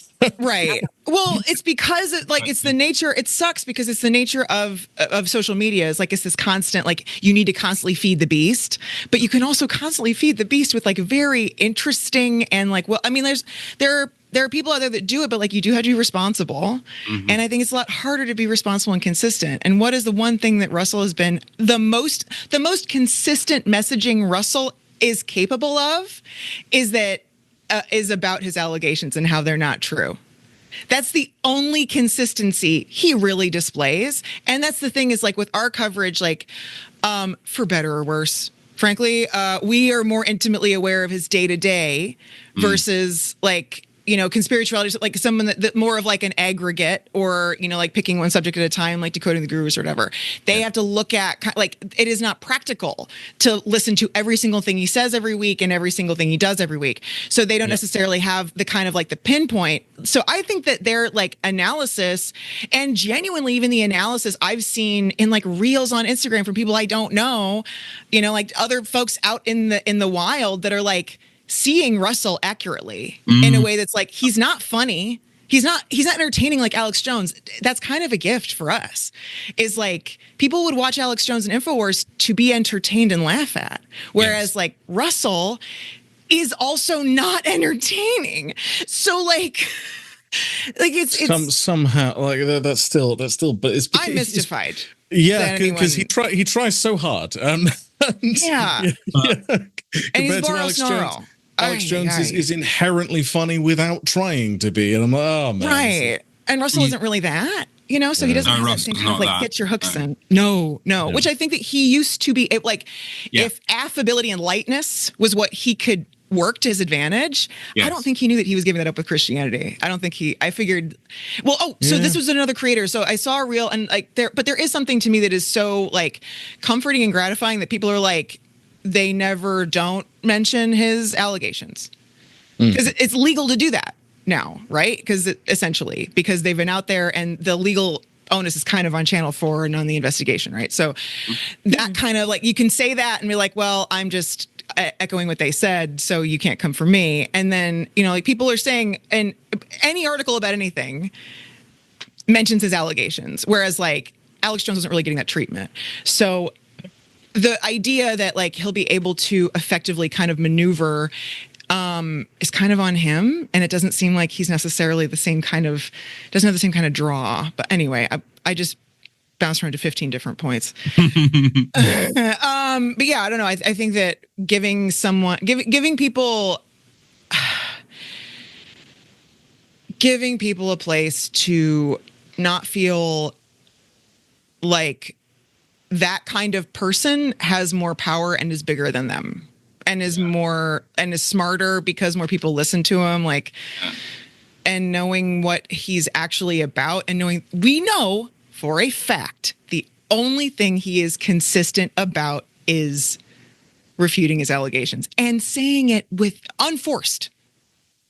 Like he mentions it all the time. And Streisand effect, why would you do that? Except for his ego.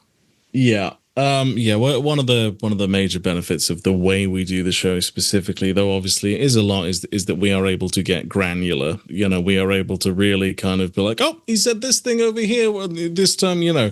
Whereas, if you're coming at it from a bird's eye view, it can be hard to sift through the sheer amount of content, and within that content, the sheer amount of words the man says is the other thing.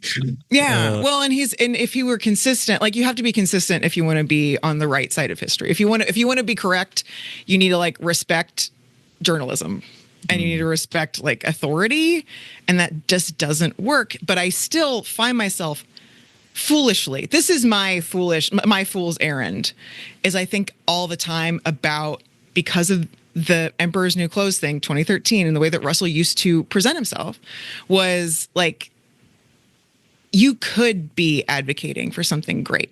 You could be doing so much good. But we know he's like rotten on the inside. So that's like not possible because he doesn't see women as human. And that's going to, no matter what, you're not going to be knocking it out of the park because your guts are broken. You think that a number of people aren't people. So the misogyny has been a consistent through line throughout his entire career and to this day. And it's the parts that happen to come along with the Christianity that's like written in the books and all this stuff. And C.S. Lewis, very fucking misogynistic, loves C.S. Lewis. It's like, okay, I can see why you've gone this direction. There are definitely parts of it that appeal to you. Yeah. If the sensor in your guts is bad, you either have to fix it or, and he doesn't believe in medication or therapy. He said he wants to take very cold baths quickly. He just takes cold baths. Yeah, exactly. And is mindful. That's the easy way out. And we've all known that guy. Yeah. I've worked for that guy too much. Like that's, and a guy is, to me, a gender neutral term. You don't have to be male, but it helps, Usually for that kind of activity. Anyway, that's, I feel like I always bring everyone down super hard. I hope that's... There was a lot to get off your chest and you got it off, and hopefully it feels better. If it doesn't feel better, pick up that hammer. That's all you need. You're fine. Well, yeah, I mean, we don't get to talk about the theory, or why we do it very often. I just kind of hope it's obvious. I think the best. I think what you're doing is really amazing stuff and important stuff. And I think also, just to butter your bread for a second, that you're right as well. Like more and more people are, I think, noticing. I've also seen people's reactions. I saw an incredibly funny one. I don't know if I'd be able to find it now. A video of someone doing an impression of Russell. Yeah.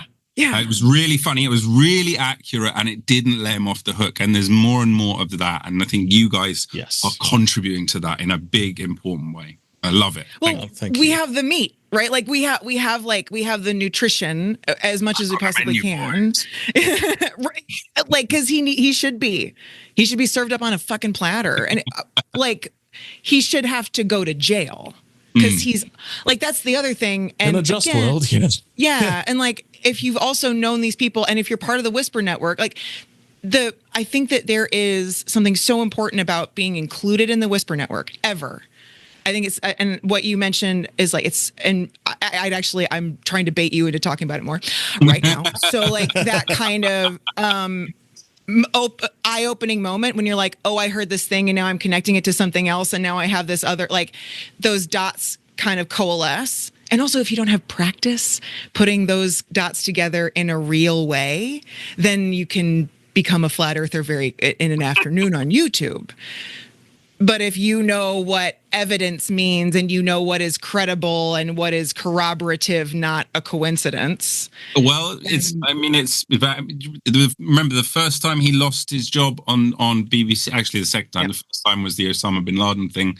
On September 11th, he came into work dressed as Osama bin Laden. But the second time he lost his job was because of the Andrew Sachs thing. And she was in the burlesque scene. Right, yeah. Oh, yeah. It all fits. All connected. This is why you're friends with gals and some gentlemen that take off their clothes for money. They know everything. That's straight up. Strippers know about the economy. They know about everyone in your town. That's why you talk that. The thing is another part of being kind of on the crust on the outside of society. And getting to tattoo all of them. So that means you're just sitting in a room gabbing for hours and hours every day. It's fueled by gossip. It's great. There's art there, but mostly gossip. And I also don't think gossip is a bad thing. I think someone called it a newsletter recently. Gossip is just a newsletter. And if you call it a newsletter, because it does have this kind of negative, feminine negative connotation to it, when no, we should all just talk about our community, because it's also how you can help people. That's fading away. I think gossip is an evolutionary advantage for humans, and I think can we prove that scientifically? Well, no, I don't think I can. Sorry. No, I feel like that's already been a thing. That's part of our evolution, right? I think you're absolutely right. Someone should. Some scientist somewhere is listening to this who I is think not a musician, actor, or an artist. Like, come on, do the thing, please, for us, please. For us, come on. Well, I have fragments of memory of that like being studied, and absolutely, that's how we like that. It is an evolutionary development. So like, it's how we protect each other, and how we like. How else would you know? Because like any kind of he said, she said that happens behind closed doors, like that's what's relied on for a specific kind of predator and is exploited. I mean, I don't even necessarily. I don't know. I don't think that famous people get fired for one thing they did. I never, ever, ever think that. Can you speak to that without implicating yourself? Really interesting question. How many strikes before you're out? Blink once for yes, two for no. I don't want to get you in trouble, but I just don't think that that's true. Well, sorry, go on, Al. No, I was just going to say, from the perspective of Russell, like anytime he's ever been fired for anything, he has immediately failed upwards. And anything with him, he's only ever been rewarded for any of the bad things that he has done. And that's his perspective. But yeah, tell us more about yours. Yeah, I think failing upwards is such an interesting thing. So, before the show, we were talking about the part I played on the Amazon series, and I've got to work with Michael Sheen, who is just so amazing. And yeah, all the rumors are true. He's amazing. Nothing wrong. He's brilliant. Right? His interview, one of my favorite actors. Treasure. Love him. When he was talking about it, he's so like humble. Oh my gosh! Yeah, I saw him in Nye. I went to see the filmed version of that. Oh, it was so good. Yeah. But the guy he fires, who I play, Jason Stein, in real life, did try to stop Prince Andrew doing the interview. He genuinely did. Anyway, he was fired. His next job. Do you remember the lettuce? The lettuce. The lettuce. Yeah. Yeah. That's who he worked for. Well, he worked for the lettuce's opponent. Lettuce is hiring in the UK. Let's get on that. There's a blue plaque outside the shop that lettuce was bought in, actually. There fucking better be. Yeah. It's a historic landmark till the end of time. Do it. Yes. That's upwards, right? That's the next job he got was crushing the UK economy instead. Fantastic. That's what's crazy. Is like that's the thing, is like consequences, especially in entertainment or for people that have a lot of power. Consequences only show up when they are fucking with the bag. That's what happened to Tucker. That's also what's happening to Alex. Like the proof, like he finally is seeing consequences because of the judgments and like the money that he has to pay. He has no criminal charges.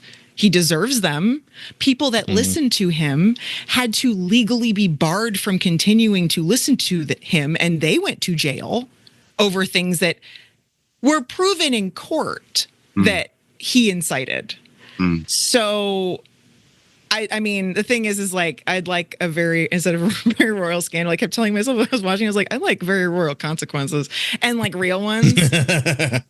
Not at the end where Fergie's like, I'd offer you some tea, but we had to leave the help. It's like we had to fire all the help or whatever. And it's like, are your legs broken and your arms broken? I bet you can operate a kettle by yourself, you child. Yeah. Come on. So like fucking with the bag is where someone's actually going to, and I'm sure Andrew feels terrible for himself. I'm sure he does. I hope he does. And I do think Michael Sheen does such a good job. But anyway, I don't know. I feel like I don't want to bring up my same question again, but also, I don't know, as far as failing up or, I'm being so nosy. My motive is to be incredibly nosy. Well, just of anyone that maybe experiences that you've seen. I don't know. I'm even just like the burlesque connection is like so fascinating. I'm very curious as to your experience because I couldn't crush through your entire podcast before we got on. So I don't also have developed like a parasocial brain dilution thinking I know who you are. So I'm so interested as what you have to say. So what else can I spill about it without outing somebody? Yeah, that's the key. A trend. You know, you can speak vaguely, I think. And because I think it makes sense as far as if we're talking about Russell, he's not the only one. He's not the only one. He's not the only one. What I wonder, which is, I'm going to slightly dodge a question, but maybe I'll tell you when we stop recording, is, that the whole scandal that just came out with the paid Russian influencers. Yes. Rubin, Tim Pool, all of those Benny Johnson. Yeah. There was something in the small print about something like there are 600 people in entertainment who are being paid by these people. And we'll finish on this. Do you think Russell's on that list too? I would be shocked if he isn't. That's my personal take. Given the direction of his content, it's been very, very pro Putin.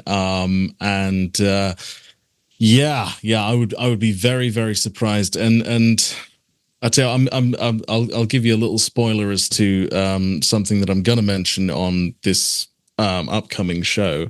Actually, is like one of the things that I didn't kind of get into with Rescue the Republic was, we got into where the money's going, didn't necessarily pay that much attention to where the money is from. And the thing with if you've got, Nazi GoFundMe, if you've got Give, Send, Go there who are not paying attention to where the money is coming from, the fundraiser is still up and available. Most of the donations were anonymous and in amounts over $200, which is quite crazy a lot. That's for a an lot. event like that. And behind the scenes at Rescue the Republic, behind the scenes at Rescue the Republic, Tim Pool, Dave Rubin, and I think Benny Johnson was there as well. All these people were there at this thing, and they weren't even speaking. They didn't necessarily have that much of a cause to be there. Would you get on a plane? Yeah, exactly. Right. Spend your precious time to go. And so I would be shocked if Russell isn't on that list, and I would be shocked if those same Russian oligarchs aren't funding money into Rescue the Republic, and that's where that $500,000 actually come from. See, this is when I don't sound like a conspiracy theorist anymore. I sound smart. And I can say the same thing the whole time. Because that's like, these are the types of events.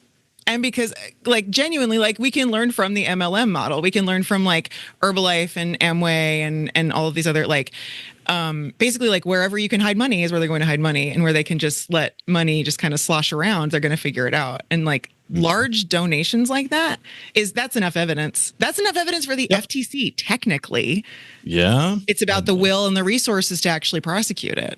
And if they have better lawyers, which I think Russell has very good lawyers, unfortunately. And that's so juicy. Oh, that.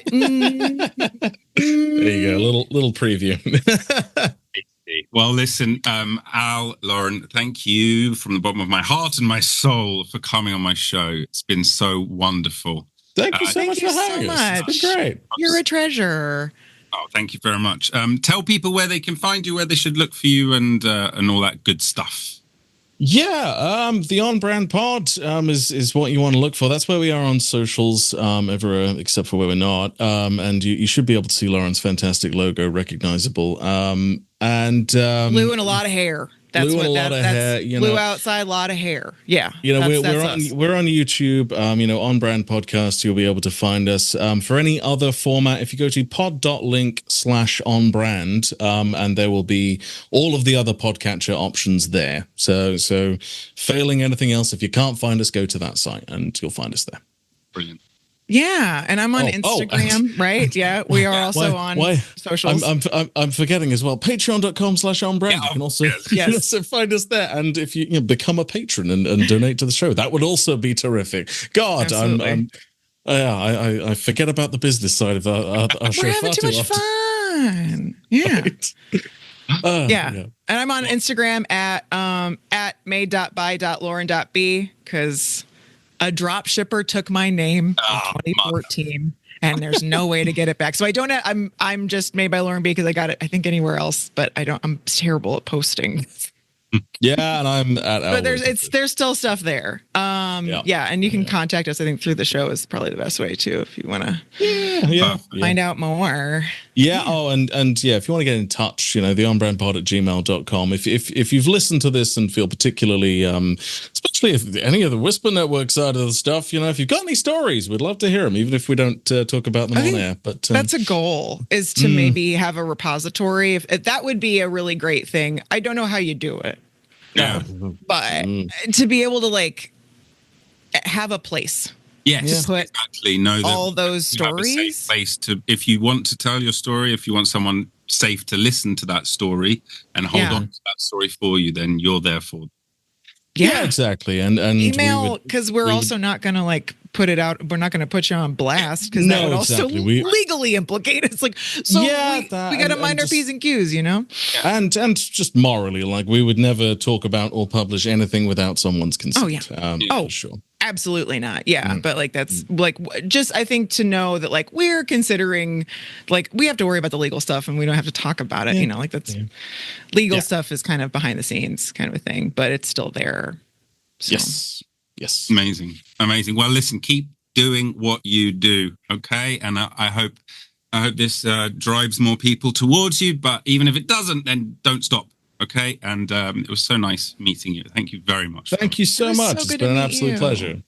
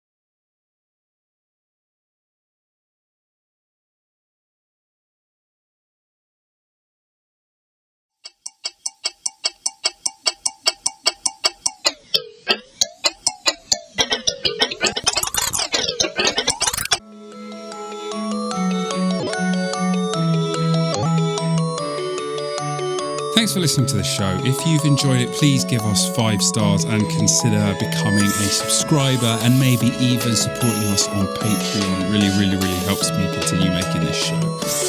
If you haven't enjoyed it, then you can fuck off. Many thanks to Nils Hennis Steer for the amazing music and to Dave Fox for the cool artwork. Please keep coming back every week for more Bliss of the Abyss.